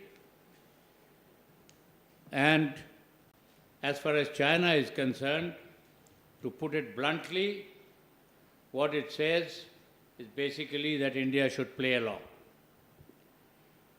Now, China, what it is doing currently is playing out an episodic tactical warfare mode where it wants to create a huge asymmetry over a period of time and pushing the resolution, border resolution, to the back burner. Coupled with this, the salami slicing, the border villages, and no patrolling zones are all a part of a plan to create a new altered fait accompli realities for India in future. Recently, Mr. Modi held out an olive branch to the Chinese authorities on the border resolution. However, there was no response except the normal lip service response, but they emphasized that the border situation should remain on the back burner. A scenario building, as I have been given the task, is a very difficult task in such a scenario. A thorough appreciation of the enemy intention, its present capabilities, its strategic operational tactics, and the time frame that it would like to choose is to be considered. It's a difficult task if not impossible at the very best of times. What I can say clearly is that China is, in the current scenario, not interested in an all-out war with India because it knows that asymmetry is not the recipe for a surefire success. They have seen the Russian and Ukraine issue quite clearly. That said, I must again emphasize that territorial occupation is half ownership. This is something perhaps which our politicians, our diplomats, and of course the military must always keep in mind in order to go forward. So let's come down to the scenarios. Incidents of localized clashes on the LSE. B, diplomatic standoffs due to disagreements over the border issues. C, both could engage in cyber strikes targeting official and critical infrastructure, government institutions and military networks. D, both could indirectly engage in conflicts through support for opposing factions or proxies in neighboring countries. E, economic tensions, which could escalate, come down to sanctions also. Military posturing and troop building along the LSE, show of force along the border, it could heighten tensions. And lastly, there remains the collusive threat between Pak and China. Growing collusive linkages are already known to us.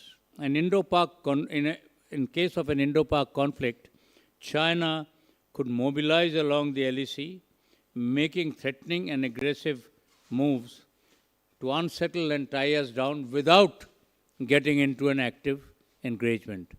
Gentlemen, wars in the classic sense are obsolete. So I am not talking about an all-out war. The scenarios that I've given highlight the possibilities that could lead to conflicts between India and China. I emphasize the word conflict, short of an all-out war. Effective diplomacy, communication channels, and conflict resolution mechanisms are essential, therefore, to manage and mitigate these tensions and prevent the escalation to a full-scale confrontation. For this, we need political, diplomatic, and military will. The yearning in China to erase their make-believe memoirs of a century of humiliation has been the driving force, and the root cause behind that is, of course, the Middle Kingdom syndrome. It can be, as I said earlier, safely assumed, notwithstanding what the previous speakers spoke, that we will not be drawn into a full-scale war unless it is thrust on China. China wants to attain its superpower number one situation by 2050. If it gets into a warlike situation with India, it's gone back by 25 years.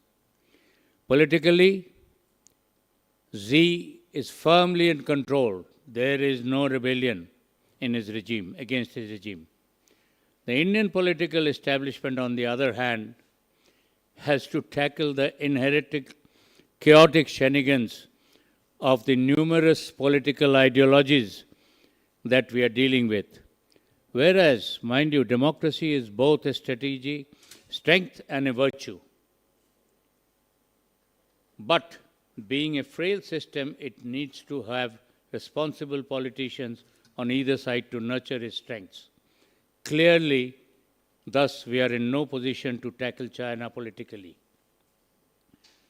In such a scenario, the establishment, whichever one it is, has to show the will to tackle transgressions of all kinds, be aggressive in diplomacy, in our neighborhood, and possess the will to be ruthless in dealing with antagonistic nations, organizations, and individuals beyond our neighbors. if national interest is compromised. We cannot afford to let down our guard in the domain of LSE. External assistance, I can assure you, gentlemen, is going to be limited, despite statements of support from many. Self-sufficiency is thus the key. The recent visit of Antony Blinken to China clearly lays down his, well, I would not say non-commitment, but less commitment towards the Quad. The intrusions of 2020, as pointed out by one of the previous speakers, summer of 2020, was purely a political decision and not due to the result of a rogue military commander. So, we need to address China through political means.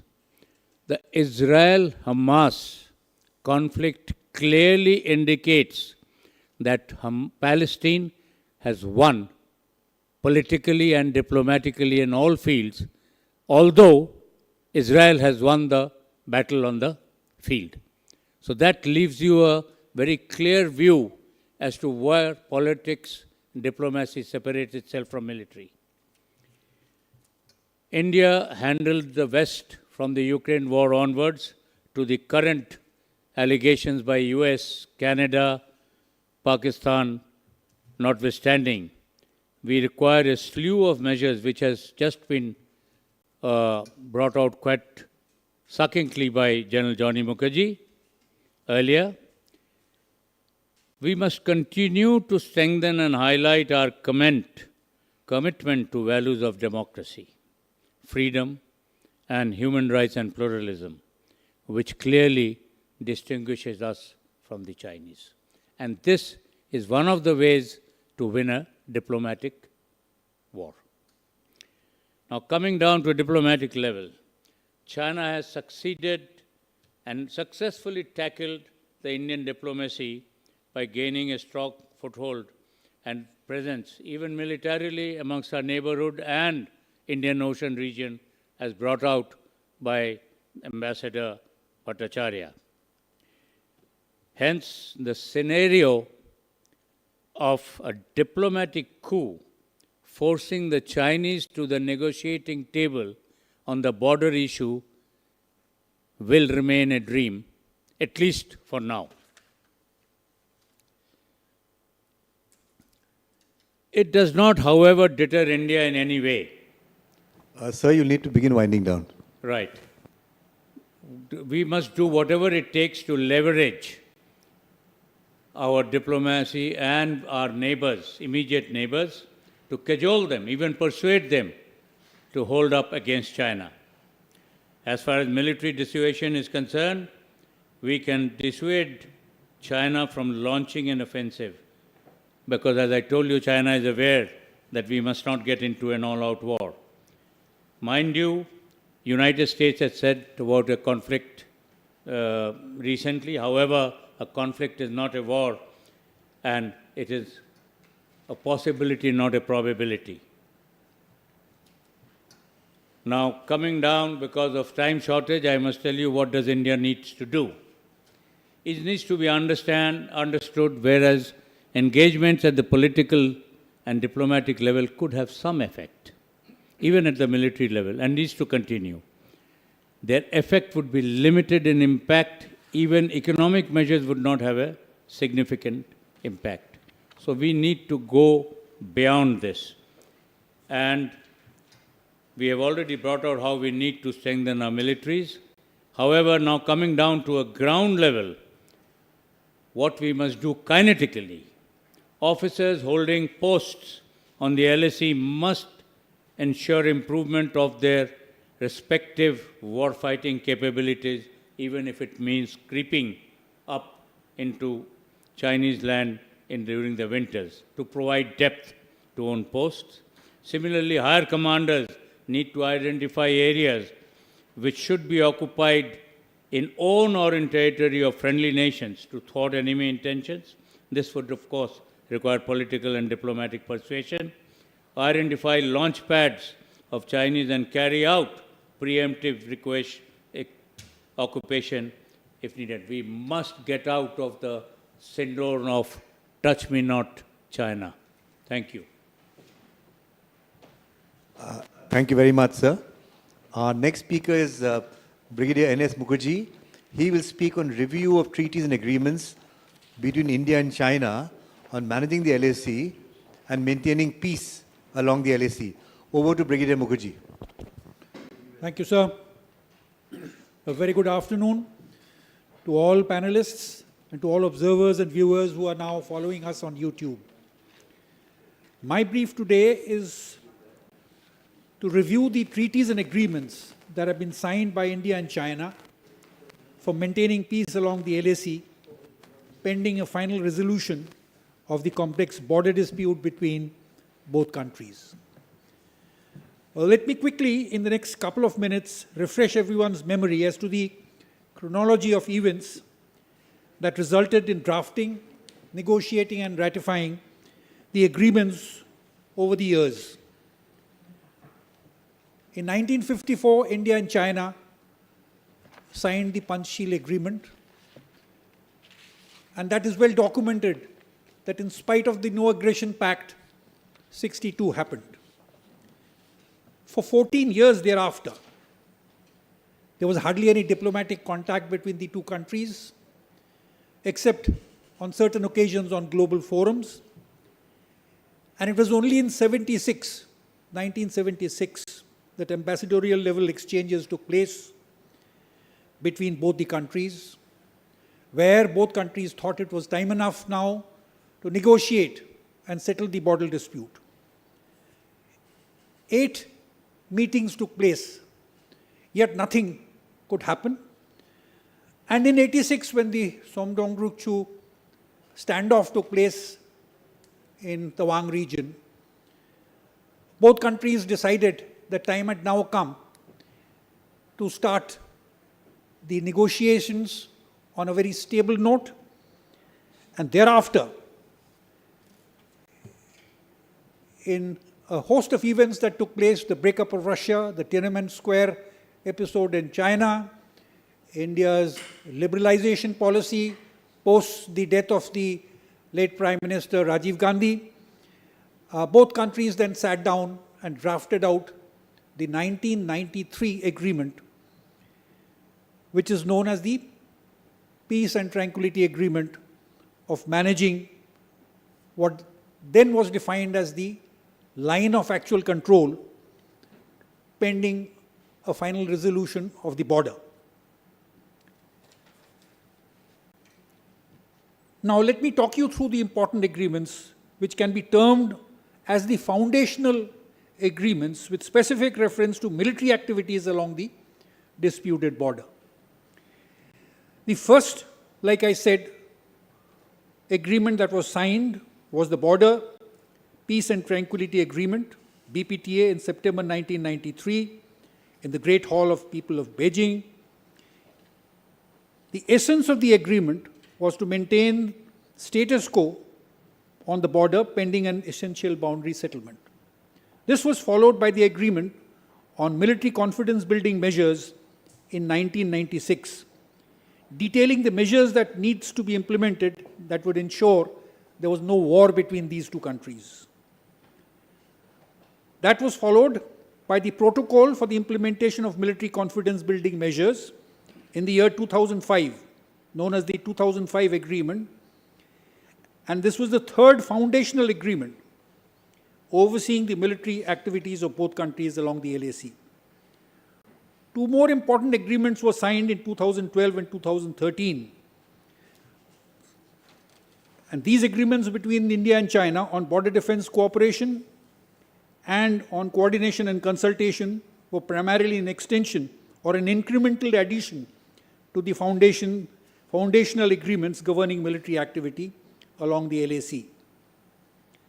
A reading and interpretation of the agreements clause by clause would take a long time, and time constraints are there, and therefore, for the moment, let me just fast track my analysis of the agreement and review the treaties and agreements, and therefore justify my case for a review and relook.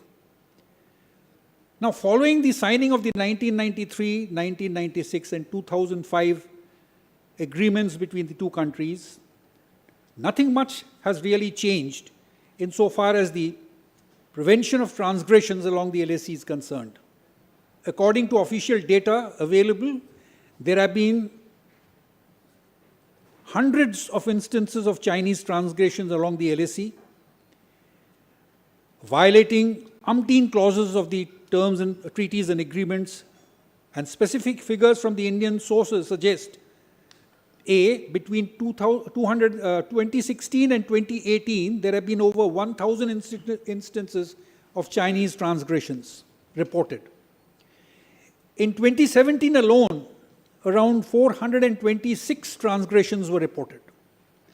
From 2010 to 2014, there were 1,612 instances of Chinese transgressions. While these figures give a rough estimate, the actual numbers may vary depending on the criteria used to define transgressions and reporting practices of the two countries. Overall, the approximate number of transgressions along the LAC from the signing of the 1993 treaty until the Galwan incident in June 2020 can be estimated to be in thousands, indicating persistent and ongoing tensions despite various agreements maintaining peace and tranquility along the LAC. And then, in June 2020, Galwan happened. Post the Galwan incident, the common refrain among all policymakers, strategic thinkers, veterans having vast experience of ground realities, and some amongst the present military leadership also, is the belief that post-Galwan, the treaties and agreements lie in tatters. China realized that the Galwan standoff was a tactical blunder and a strategic miscalculation. All of us know the policy shift and strategic rethink that has been taking place, resulting in a much more hardened and muscular posturing by India, and this pace of bridging the gap in all areas of conflict scenarios is rapidly narrowing. A meeting of our External Affairs Minister and the Foreign Minister of China in September 2020 in Moscow, at the initiative of China, the two countries agreed once again to a 5-point consensus. And this was the need to disengage troops, maintain proper distance, and ease tensions. Both countries to establish a hotline between the military headquarters to facilitate communications. Both countries were to utilize the existing working mechanisms of coordination and consultance more often. Senior diplomats were to resume talks and discuss ways to de-escalate tension along the LAC. And fifthly, commence military-level talks at the Corps commanders level to discuss disengagement as well as restoration of status quo with respect to Eastern Ladakh. We are all informed that 21 rounds of Corps commander level talks have already taken place post-Galwan. Although some disengagements have taken place, mirror deployment of massive troops deployment continue, and status quo has still not been restored in key areas. A lot of ground has also been covered, however, with regard to addressing issues of patrolling, face-offs, provocative actions, physical proximity of troops, communication setup, and quick response on ground to volatile situations. I now therefore come to the crux of my brief of recommendation actions that all policymakers in the present political, diplomatic, and military dispensations may like to consider. I wish to remind all that the Vienna Convention on Law of Treaties of 1969 is the fundamental instrument that regulates all treaties between states as well as disputes. It codifies different historical approaches, state practices, and generally accepted behavior of the states for the purpose of resolving crises due to a clash of interests between the states. Although China has flouted the convention on numerous occasions, and so has other nations like US and UK, We must insist on future agreements between us and China to be regulated by the Vienna Convention so that we retain an option to mount a legal battle in favorable circumstances at a distant future. My observations on the present operative treaties and agreements are as follows. Of all the treaties and agreements, only the 2012 agreement was concerned with diplomatic methods, while others focused on military aspects. Contrary to expectations, however, these instruments have only created a wider space for misinterpretations, with successive treaties failing to objectively address issues of face-off, salami slicing, and patrolling transgressions. 2, the established mechanisms do not include measures to preemptively tackle a conflict. It only allows a post facto conflict resolution. This limitation in the treaty arrangements is the main reason that China has been able to unilaterally alter the status quo, attempting to renegotiate from a new position. 3, interpretations of Article 4 of 1996 agreement of neither side shall open fire should be examined and linked to the 2005 claim that states, and I quote, in addition, neither side should use force or threaten to use force or use any modified weapons. The agreement of the 2005 protocol has been largely overlooked. This must be revisited and efforts made to implement the same more vigorously. The manner in which the Chinese military conducted itself in the Galwan Valley clash is indicative of the extent to which the terms of treaties can be misinterpreted to suit the motives of the party concerned. The 1996 agreement lays down the general rules of border security and confidence measures, which the 2005 protocol building upon those rules to provide a procedural safeguard. However, both instruments are marked by a lack of objective rules for maintaining tranquility with sufficient scope for misinterpretations that can be exploited. For instance, Article 4 of the 2005 protocol, which deals with on-ground face-off, does not provide a procedure in the event of a breach. It simply makes a provision for the cessation of activities, the return of troops to base, and initiation of consultations to avoid escalations. Sir, time to wind down. Right. The protocol also does not lay down any time limit or format for the discussion of the preferred interlocutors. And Article 3 requires exchange of data between two states on the reduction of military deployment and arrangements, but there is no evidence of this article ever being addressed and has never been implemented on ground. Both sides have violated this article on numerous occasions. There are many other areas in the 1996 and 2005 confidence building measures that require to be amended or amplifications added in notes to future agreements. Time prevents me from going over all of them. I wish to now recommend some conventional methods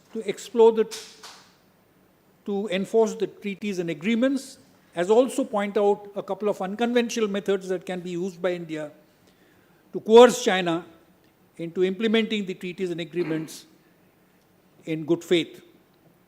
Satellite imagery of the entire LAC should be exchanged every fortnight so that any violations of the 2005 protocol as to advanced deployment of troops, construction activity, and such like activities can be immediately pointed out and status quo restored within a laid down time frame. Establishment of a joint border management mechanism to include military, diplomatic, and political officials can be considered. Hotline communications should come down to the battalion level, and the battalion commander should be able to restore and take care of the situation if an escalation or a conflict takes place on the border in their demarcated area of operations. A border monitoring and verification group can be formed. Joint patrols could be launched. Patrolling programs can be exchanged. Aerial surveillance can be planned by both sides. This would enhance the transparency and accountability. And work on, despite resolution mechanism based on an analysis of the thousands of transgressions that have taken place, both nations can sit down and then thereafter devise a strategy in which, till the resolution of the border takes place, at least the basic understanding between both nations should be that they should prevent transgressions. If it takes place, localize the conflict, and thereafter manage the de-escalation and quickly resolve the conflict situation by restoring status quo. International mediation, in any case, both nations are very sensitive to this, and I think it should be ruled out. And in conclusion, I wish to also recommend some unconventional methods. The first is the process I wish to recommend can be termed as the pushback method. Moment a serious transgression takes place, all efforts to resolve the conflict by way of conventional methods must be quickly put into motion. But at the same time, in simultaneous parallel action, there must be a flood of releases and aggressive inputs put in on the social media, TV channels, both domestic and international, and also raise our voices in all political forums across the globe. And this should be done repeatedly and with vigor. The second aspect is responses to unilateral declarations that China has a habit of making, like by claiming new areas along the LAC, issuing stapled visas to citizens of Arunachal Pradesh wanting to visit China, naming villages in Indian size of the disputed border with Chinese names, etc., should not be just responded to by a bland para or two of press releases by the External Affairs Ministry, but must be vigorously contested, and social media, TV channels, both domestic and international, as well as all forums, must be used for tit-for-tat responses, as well as pointing out historical facts and other details and data to have a proper response to the kind of unilateral discussions and deliberations that China often makes. Finally, all of us must realize that the seriousness and magnitude of the problem is very vast, considering that 400 to 500 transgressions take place in a year, and about 40 to 50 transgressions of various kinds take place every month.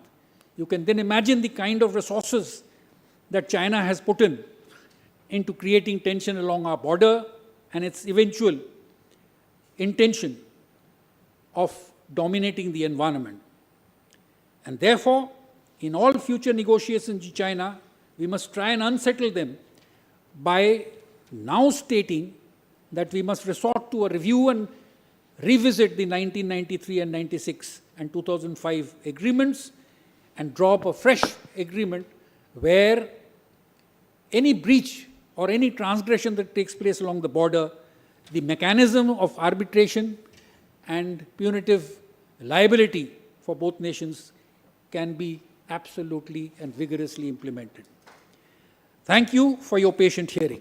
Thank you, Brigadier Mukherjee, for that very detailed presentation.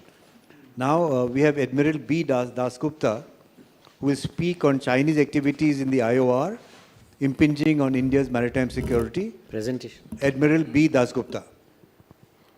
PowerPoint.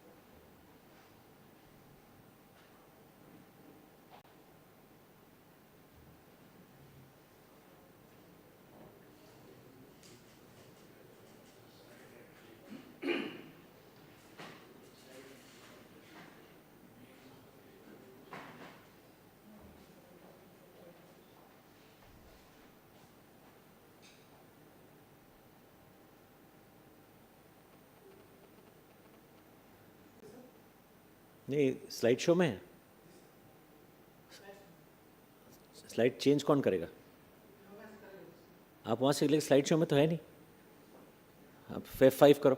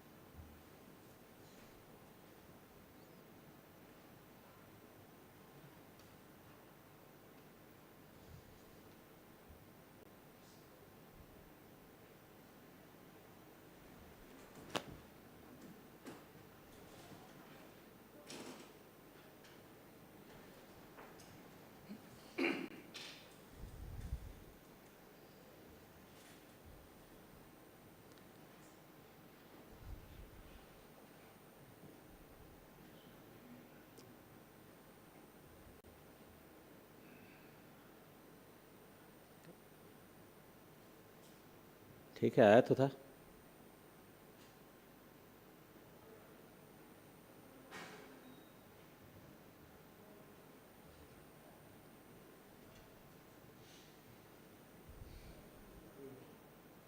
Okay, let me start. I think the slides will follow. So good afternoon, ladies and gentlemen. I thank Seners K for inviting me to this seminar to present some views on the maritime aspects of India-China interaction as it exists today and the possibilities that they could present in future as both China and India rise in economic and military stature. It has been a pleasure to have heard the previous presentations, each of which brought out several relevant perspectives tempered by the varied and rich experience of the speakers. I would also like to acknowledge the presence of so many very senior and distinguished people in the audience. I will begin with a short preamble, followed by brief remarks of Chinese activities that impinge upon Indian security interests with specific reference to the maritime arena. And finally, I will try to list a few essentials that must find their way to any present or future China strategy formulated by India. Let me begin by stating that developments in the maritime space does not often get the attention that is given to terrestrial happenings because humans live on land, and the ocean space is alien for most of our fellow citizens. This has been a historical affliction with India, which is sometimes termed as sea blindness. There is one more blindness that the Indian Navy suffers from, which I term as east blindness. This is because of our traditional obsession and preoccupation with Pakistan. Fortunately for India, there is realization on both counts. First, that the maritime domain will gain preeminence for resources and competition in the coming decades, and that the blue economy will be an essential component of the Indian growth story. Second, the rapid growth of the Chinese military power, particularly that of the PLA Navy, has been noted with concern because of the maritime forces it could bring to bear in the Indian Ocean region and put Indian naval forces under stress. However, this realization is not enough unless it is backed by swift and robust action to contain the rising asymmetry of combat power between the Chinese and Indian maritime components. Let me therefore outline the major military and non-military Chinese activities in the maritime spaces of the Indian Ocean region for you to consider whether or not we must be concerned about them, and if we do, are we doing enough to offset the future threats that it could pose to our maritime and military security. Yeah, next. Next slide.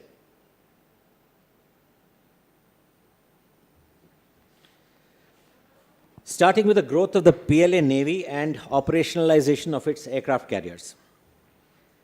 The PLA Navy has seen exponential growth over the past 2 decades or so and is today the largest navy in the world. With 300 next. with 370 warships and submarines. This number is projected to grow to 435 by 2030. The rate of production of warships and capability to reverse engineer high-end military hardware cannot be matched by our defense industrial complex. And hence, the force level differential with India is going to rise in the future. Additionally, they have operationalized 2 aircraft carriers and will soon have a third, larger and more potent aircraft. Back.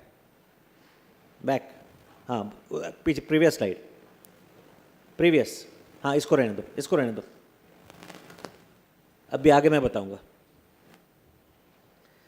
Their naval modernization, to my mind, has 3 objectives. First, to bring force to bear on Taiwan and US-led forces in a crisis. Second, to enforce their ambitious maritime claims by sheer force. And third, to project power beyond their primary areas of interest, including the Indian Ocean region. It is a matter of time before a PLA Navy carrier task force ventures into the IOR. Since 2008, when anti-piracy patrols began in the Gulf of Aden, the PLA Navy has maintained a constant presence of 3 to 4 major warships, including a tanker in the Gulf of Aden. This presence doubles during the turnaround period of their anti-piracy escort force. It has also been observed that the ships at times proceed to overseas deployments further west on completion of their anti-piracy mission. A likely future scenario could be a presence of 6 to 8 major PLA Navy units in the IOR, with a surge of maritime forces through the eastern choke points, which could include a carrier task force and nuclear or conventional submarines. How India deals with such a scenario needs to be gamed and exercised. Collusion with Pakistan. According to many strategic and military discussions, collusion of Pakistan with China in any given conflict scenario with India is a given. The only discussion is on whether this collusion would be covert or overt.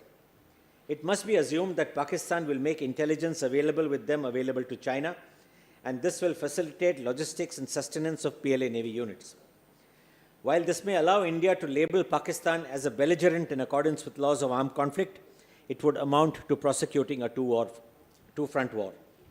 That is not something that we would like to have in the future. A military logistics base at Djibouti. China has established a military logistics base at Djibouti, which is aimed at resupplying their overseas deployments in the IOR and beyond, including their ships on anti-piracy patrol. This base is resupplied by their logistics ships as and when required. The tankers that accompany the combatants on anti-piracy patrol in turn get resupplied from Djibouti to sustain the task force. As a result, their staying power has been substantially enhanced. China has invested heavily in the seaports of Hambantota in the southern coast of Sri Lanka and in Gwadar, the westernmost port of the Pakistan's coastline. These ports are strategically located, the former just north of the Dondra Head traffic separation scheme, which witnesses huge volumes of commercial traffic daily, and the latter close enough to the mouth of the Persian Gulf to monitor critical oil traffic coming towards India. It is a foregone conclusion that China will spare no effort in leveraging their heavy investments in these ports to extract concessions from the host nations for their use by PLA Navy ships during any conflict with India. Satellite tracking ships and Sinopec tankers. It is little surprise, therefore, that China has been repeatedly attempting to berth their satellite tracking and other ships capable at intelligence gathering at Hambantota. While these have been strongly objected to by India through diplomatic channels, citing that they are prejudicial to our security interests, how such long-term diplomatic initiatives prove successful remains to be seen. Sinopec Commercial Tankers, this is a commercial oil firm of China. Sinopec Commercial Tankers operating out of Hambantota have been detected and photographed by the Indian Navy while fueling PLA naval ships returning from their anti-piracy patrol.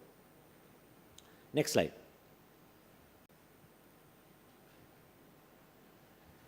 China is the largest supplier of military hardware to our immediate neighborhood. Pakistan, Bangladesh, Myanmar, Sri Lanka are heavily dependent on China for military and naval hardware and training.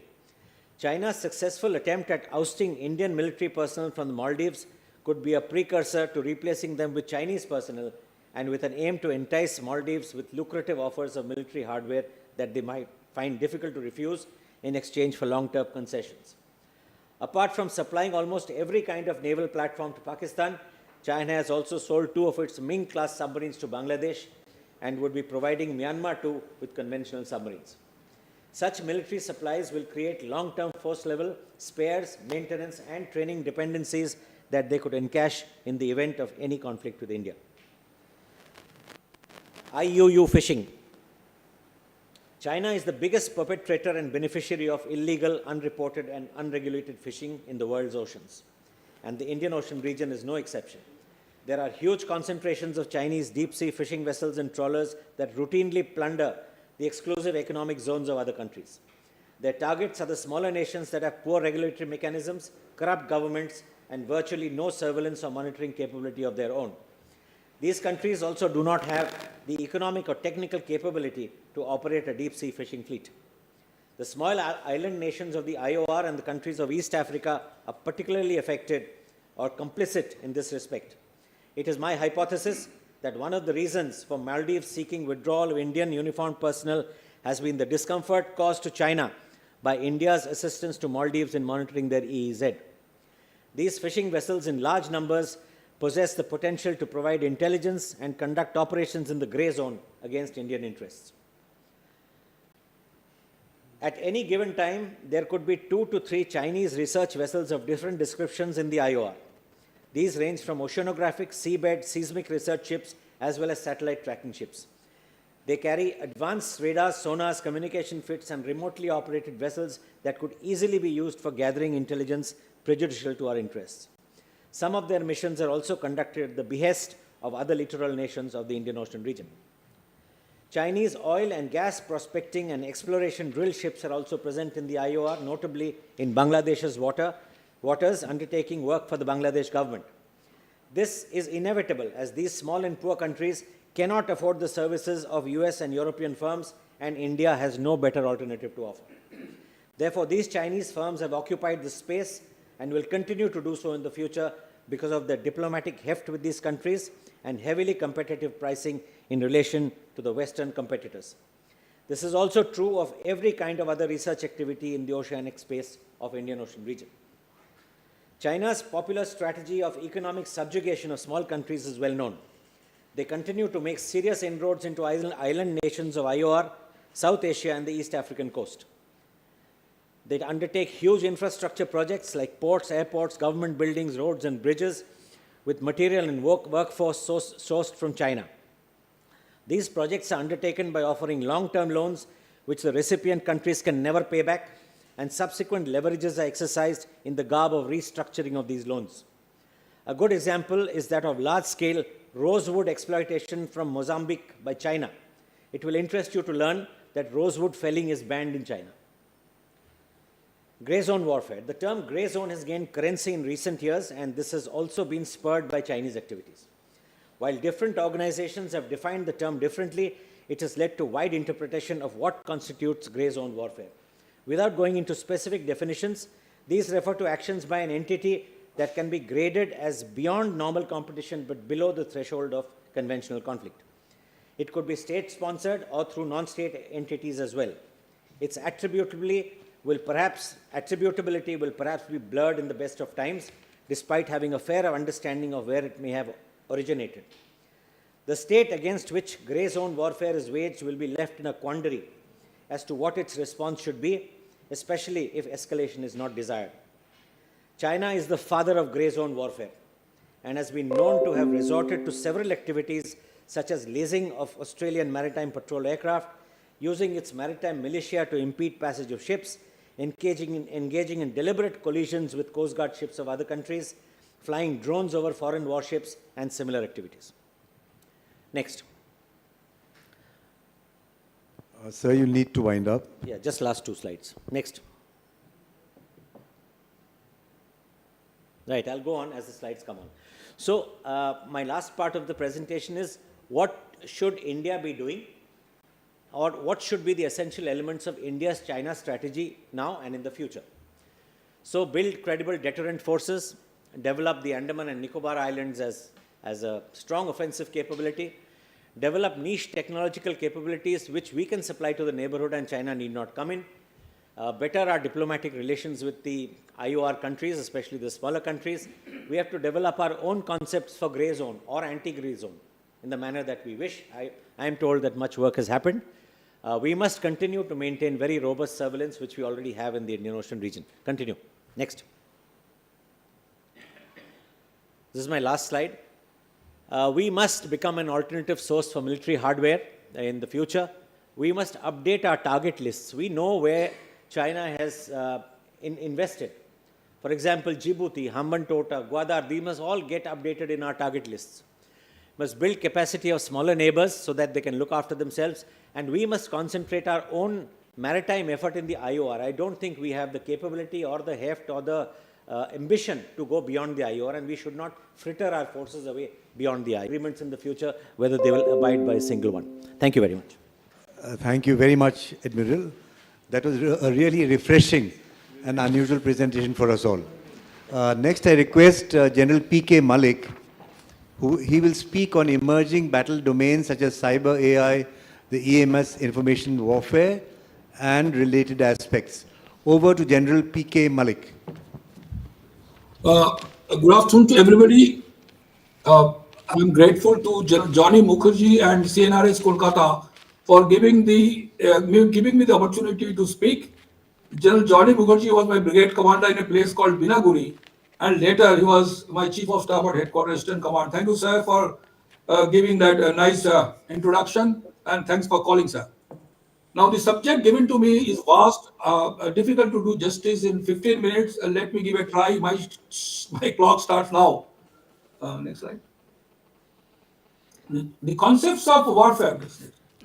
If you see how the China's military strategy has changed over a period of time from the era of Mao Zedong to Xi Jinping, People's War, to the intelligentized warfare. You will note that every president or the secretary of China's Communist Party has his own view of the China's military strategy. 2 point to note. I will finish the intelligentized warfare here only. You know, the Chinese have been following the US concepts of war and how the wars are being fought in, say, Afghanistan and Gulf and First and Second Gulf War and everything. And they're a very keen follower. And their concepts of warfare were following the US concepts. But for the first time in 2020, Xi Jinping gave a clarion call and he said China will follow a concept of intelligentized warfare. Now he says that intelligentized warfare is the operationalization of AI and its enabling technologies such as autonomous systems, big data analytics, cloud computing, and quantum computing for military applications. Now, next slide. Now, Xi Jinping took over as General Secretary of Communist Party of China in 2012 and became president in 2013. He had been observing the PLA in great details. He wanted to increase the control of CMC over PLA, and he found that CMC structures effectually created a simplified, compartmentalized, ground-centric PLA incapable of conducting effective joint operations inside or outside its borders. So he went.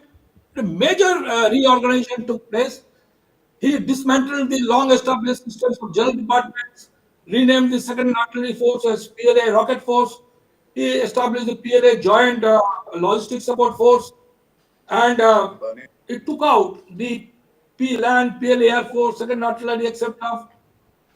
out of the CMC. 3 lakh people were cut. The president set 3 goals for People's Liberation Army. One is mechanization of PLA by 2020, progress of informatization by 2027, full modernization and intelligentization by 2035, and by 2050, ability to fight and win wars. Another major thing which happened was the theaterization that you all are aware of, but the most important part was establishment of an organization called Strategic Support Force. Next.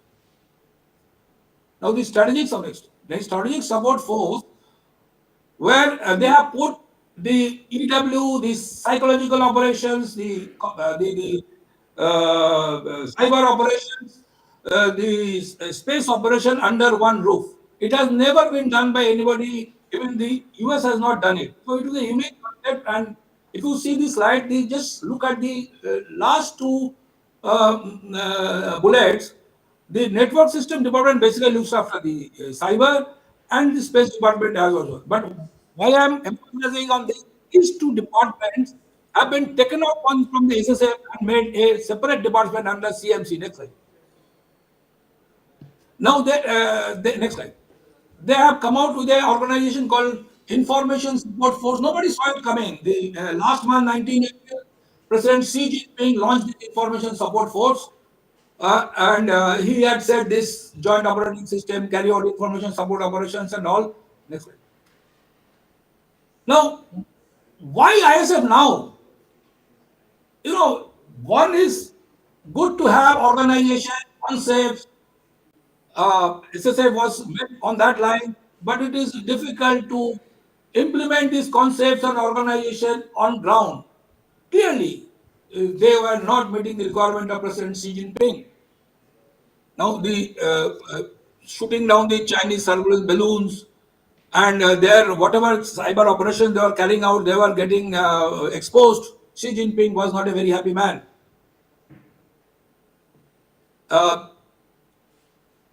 But less of thing, you can have a look at the view file.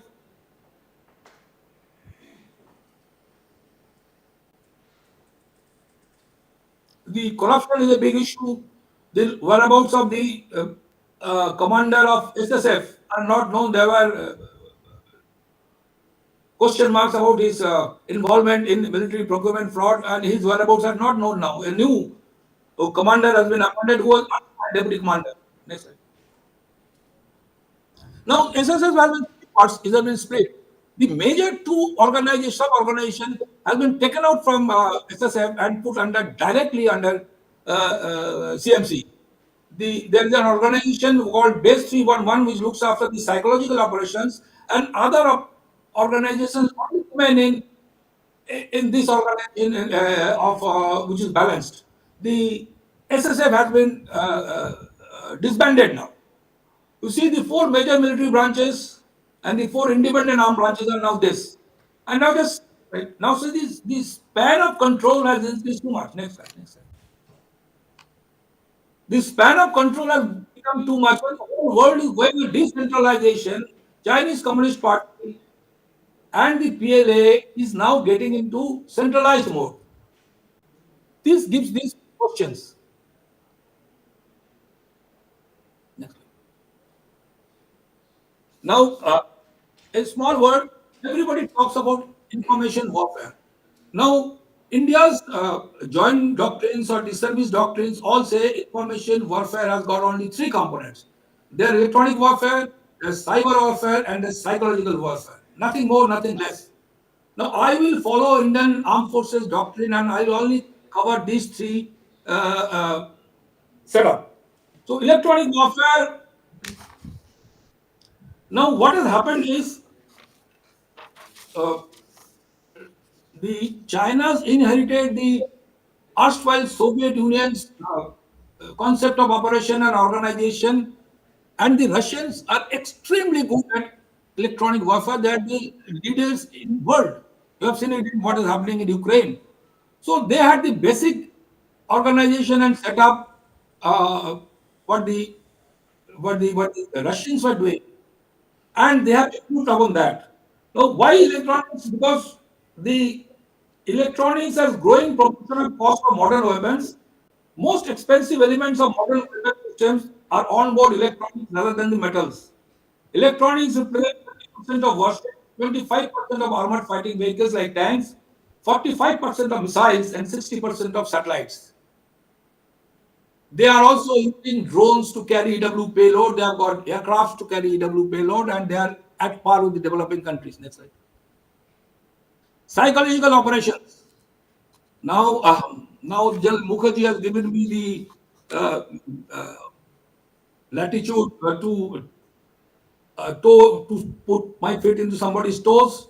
So let's get next slide. Next slide. Now, large number of us use these terminologies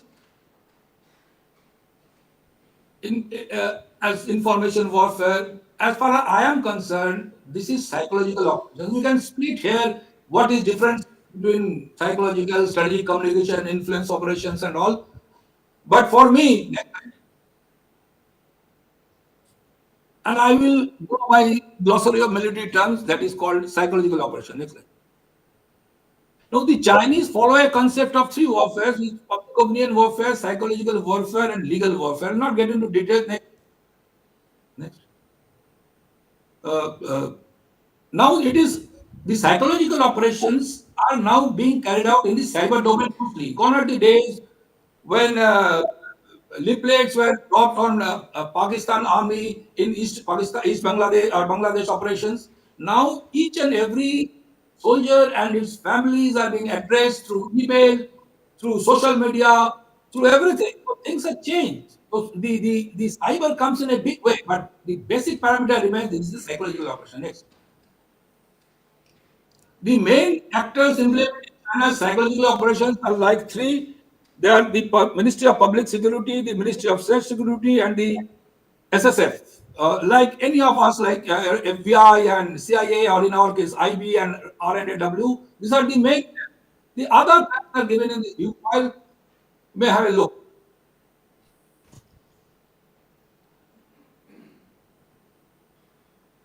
I'll go a little fast because 15 minutes too less a time. Next.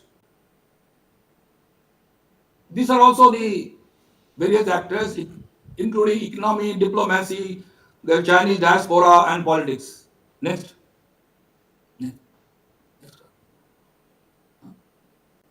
Now, China is extremely savvy in social media warfare. They call it following a boat out to sea.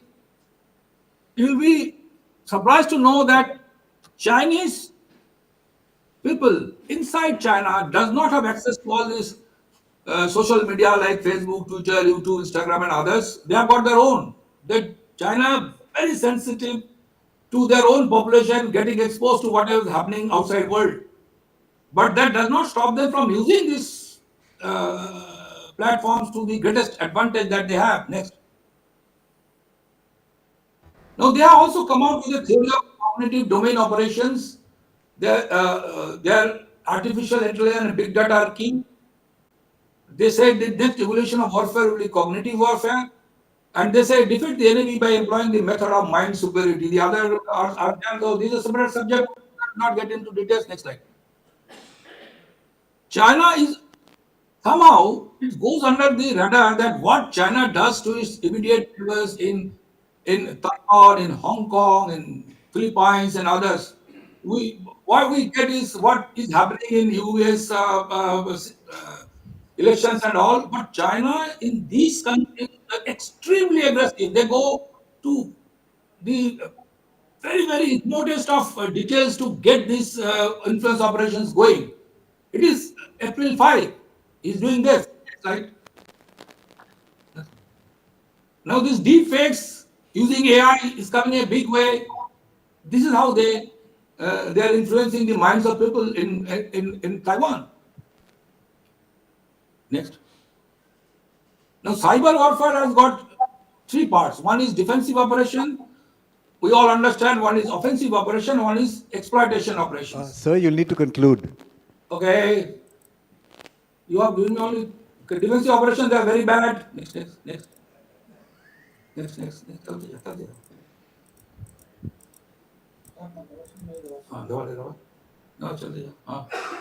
One point. China's cyber operations in India have been well documented. Somehow, Indian government does not say anything about these operations. I don't know why. Next.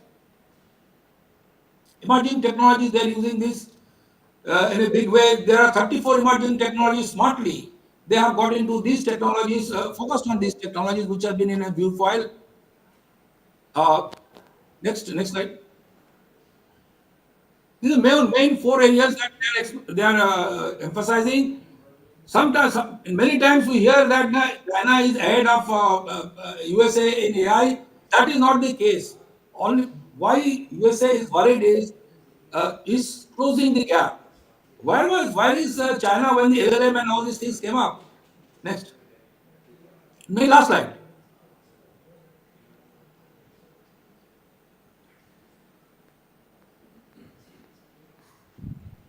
Thank you. Thank you.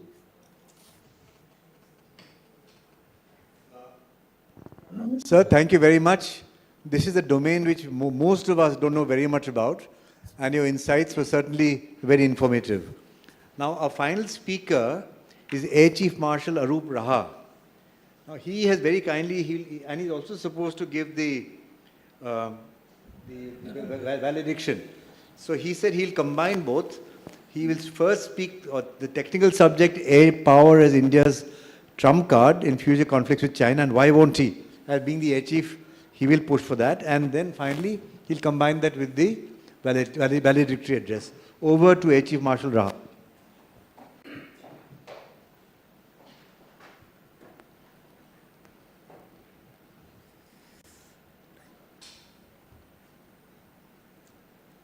Good afternoon, ladies and gentlemen.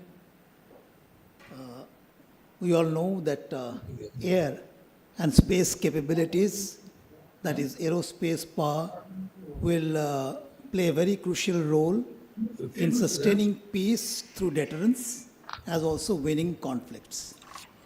The perception that wars and conflicts will be swift and short is being replaced by the perception or the possibility of long, protracted warfare like in Ukraine and in Palestine.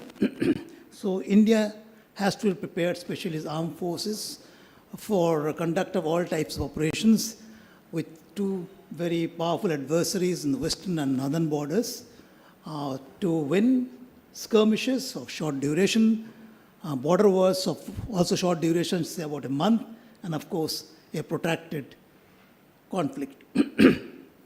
Now I'll just quickly compare various factors, various aspects between these two nations, that is India and our northern neighbor, which would determine the war fighting capabilities of these two nations. Outcome would be based on that. First of all, national aspiration. We all know that China wants to topple the US as the most eminent superpower, and it is maybe at worst it will accept a bipolar world wherein it will be more powerful than the US. And they're already working towards it. They have reached halfway, I would say. For India, we are not so, we are much more constrained. I don't think we are so ambitious, but India definitely supports a multipolar world with at least two poles in Asia, India being one of them, so that we can maintain peace and tranquility in the region. This contention is not accepted by China, and they will try for many, many years now and in future to contain India's growth in all the important domains. So we have a very strong and powerful adversary who thinks strategically, and everything that they do is planned and not automatic or instantaneous reaction. Second point is economic strength. In the 1980s, we have been told that India and China were in the same boat in terms of economic growth and development, with huge population, a large percentage of which were below the poverty line, with hardly any infrastructure as well as manufacturing facility and agrarian economy. There are a lot of problems. But China in the last 4 decades have galloped away and has gone past almost all the large economies of the world, and now they are number 2 economic power in the world, just behind the US. This was facilitated by the Western world, especially America, European countries, by bringing China out of isolation, making them a member of World Trade Organization, giving them the globalization plank, for them to become the manufacturing hub of the world, and we know how the world is vulnerable to this monopoly of the Chinese in goods and services and as a supply chain of various products. That is being corrected now. They started the BRI, a very ambitious project to increase their strategic foothold all across the continents. India's growth rate has been slow, but it is now catching up fast. It is one of the fastest growing economies. And India's growth story is going to ride on the capability of its human resources in terms of skills, in terms of free entrepreneurship, and of course, free enterprise. So I'm sure that in about 20 years' time, India will catch up with China in terms of economic development. So next point is defense budget. We know that China in 2023 has spent 300 billion US dollars officially. Unofficially, this figure is more than double, is about 700 billion US dollars. Whereas India has spent about 1.9% of its GDP toward the defense budget in 2023, and which amounts to about approximately 90 billion US dollars. Very, I'll say is very meager comparatively with China, and therefore the Indian armed forces have to prioritize these acquisitions and have capabilities which are absolutely essential for deterring China from launching or starting a conflict. Next point is about critical technology. China is well behind the US in critical technology research and development. It is trying to catch up and bridge this gap. For this, it has launched two-pronged approach. First of all, is the reverse engineering process, wherein they have acquired large quantities and types of weapon platforms and systems and equipment from former Soviet Union and the successor state Russia to mass produce these weapon platforms and systems through reverse engineering. Because they have a lot of money, they have developed adequate length, breadth, width, and depth of the military industrial complexes, MICs, and they are succeeding exceptionally well in this respect. The second prong of the strategy is using the money power to infiltrate, penetrate all the higher education institutions, their research and development organization, including the military in the US, and pilfering their top secret or high-end technologies and using them to produce their own weapon systems in China, like the FGFA, fifth generation fighter aircraft, the stealth fighter, J-20, as also the stealth supersonic bomber, the H-20, which is under development. So this is the kind of pilferage they have resorted to, and they are succeeding very well. India does not have sufficient funds for its R&D projects, so we are lagging behind in terms of technology development.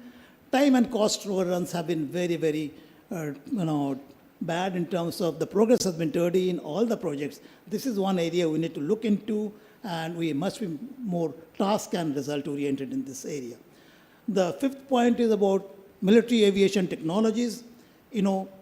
With their monies available, depth of the military industrial complex, China has mass-produced weapon systems like fighter aircraft, J-10, J-11, J-17, J-16, J-20, H-6 bombers, and now the supersonic stealth bomber H-20. They have replicated the Soviet and Russian equipment in terms of AEWC, Airborne Early Warning and Control Aircraft, AWACS, then flight refueling aircraft, LNT aircraft, and many more systems. They mass-produce a lot of load-carrying helicopters and attack helicopters based on Soviet models.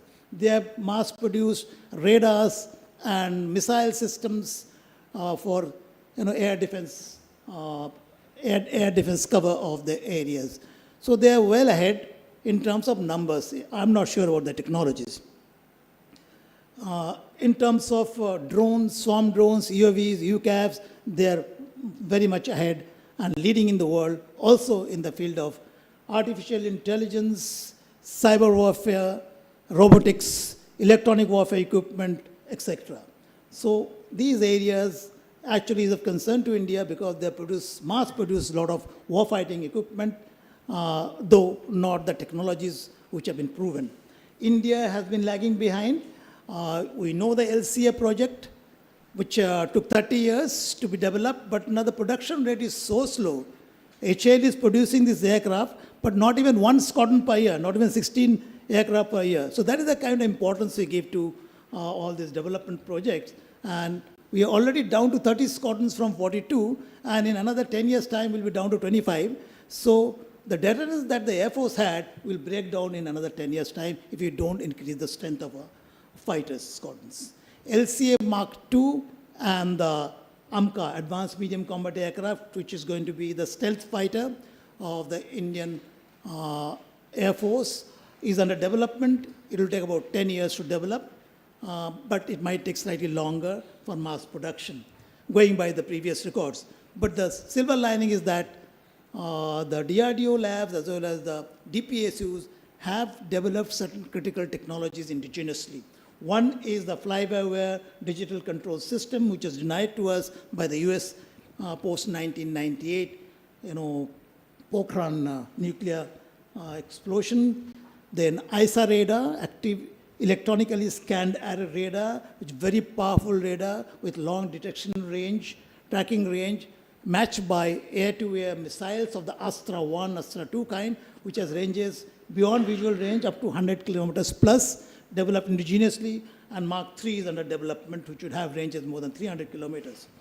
They have developed the composite materials for aero structures, which is very light and strong, very important. Air-to-air refueling technology, software-defined radio, which is jam-proof, I would say. Electronic warfare systems adequately. But we are lagging behind in engine technology, that is, technology for propulsion of jet aircraft. We have not been able to develop the Kaveri engine, despite 30 years and 5,000 crores being invested. We have been purchasing large number of, engines from the Americans for the LCA project, the GE's F404, and now we have got an agreement to get transfer of technology and license produce the F414 engine, which is a more powerful engine for the LCA Mark II as well as the AMCA.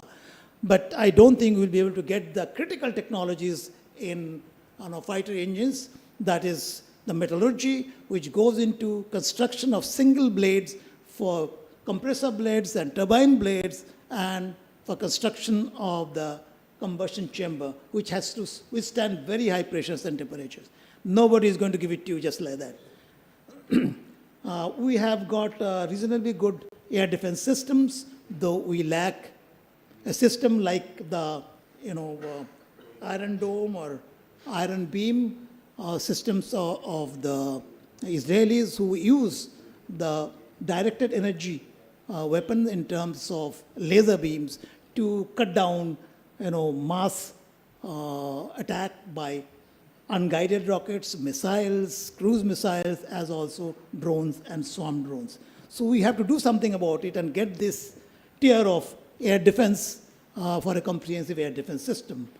Our ballistic missile system is well in its way to be operationalized soon, which will intercept with interceptor missiles of 5 Mach to about 10 Mach in another 5 years' time, to take on targets, basically ballistic missiles in the higher atmosphere and higher stratosphere. Then we have very good network-centric warfare systems. The system are in place. All the three services have combined their efforts to integrate all the sensors, radars, including the civilian radars, to have a very clear picture of the air defense threat, prioritize them with the use of digital technologies and artificial intelligence to allot and assign correct target neutralization air defense weapon systems. In terms of space, I think both China and India is doing exceptionally well, especially in terms of exploration of space. The Chinese have much more number of satellites in orbit of various types, and they have a galaxy of satellites which is giving them the capability for satellite-based navigation like the GPS, which is called Baidu, and we have got an equivalent one, but of lesser coverage area, which would be adequate for India, called the NAVIC. Both countries have tested out ASAT capability, and very soon I think we'll also have the Quad in terms of nuclear weapon delivery capability. We already have the triad, land, sea, and air vector, and we'll soon have the HGV, hypersonic glide vehicles, which China and many other nations have already developed. And I think India is progressing well. It will come out with distinction as far as HGV is concerned, which is a space vector in nuclear capability. War fighting is very important. I'll just take about 2-3 minutes to speak about war fighting, which is extremely important. It is not only the equipment, the numbers, and the type of technology you have used, but finally what matters is the man and woman behind machines. The quality of the people that we have, their morale, their discipline, their exposure, their experience, and the leadership will matter more than your equipment. And it's improving everywhere. You can remember the Vietnamese win over the Americans and the Chinese as well as the French in the last century. So as far as the capability is concerned, we are worried about the rocket forces of the Chinese strategic force, which consists of strategic rockets or missiles as well as conventional rockets. They will try and saturate air defense of a particular area or base, etc. For that, we need to develop and concentrate on our air defense systems a little more, as I mentioned, about the Iron Dome, Iron Beam equivalents, as also Indian Air Force has already worked with the NHAI to identify large stretches of expressways and highways which have been hardened. Already about 8-10 such stretches have been given to the Air Force for operations, and many more will be developed, at least 15 of them, all along the border and even in the hinterland. This will help us to disperse our assets and operations in actual conflict, and thus giving us, reducing our vulnerability, taking things out of the normal operational basis. Similarly, I think of infrastructure is very important. Tibet had nothing about 4 decades back, and now they have developed a good network of railways, roadways. They have got, coming right up to the border, they have got the radars, missiles for air defense system. They've opened up the airfields and increased their capacity. But we have been slow, but I think BRO is making good progress in this regard. Next is terrain. Terrain is extremely important. It has huge impact on the capability of, especially, the Air Force operations or air operations. Tibet is a region whose average altitude is 4 kilometers. That's about 12,000 feet. This has huge penalty on air operations. The fighter aircraft that will operate from Tibet Autonomous Region will be carrying only about 50% of the load that it can normally carry. The aircraft that would be operating from our plains or in the foothills of the Himalayas on the Indian side will carry at least double the amount that a Chinese fighter aircraft would be able to carry in terms of weapon load, in terms of radius of action as well. So we will be very much better off than them. Second thing is that the wear and tear of the undercarriage, of the tires, of the aircraft operating from such altitudes would be very high because of high takeoff speed and landing speed. It is going to be very, very disadvantageous for them, and I can assure you they'll not have even 50% of serviceability under the conditions you operate in TR. So this is a huge gain on India. If India can deploy 100 aircraft from the planes, they'll have to deploy 200 aircraft to bring in some balance. But you can't deploy more than the usual numbers or the optimum numbers in an airfield. They'll get exposed, they'll remain in the open, and they'll be vulnerable to air attacks. So Indian Air Force has a very good opportunity to actually get the better of them in air warfare.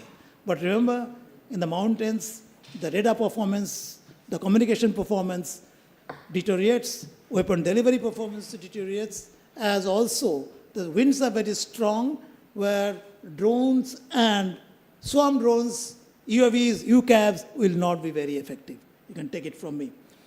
The most important thing, especially when the weather is bad and at night, operations will be difficult in aerial operations.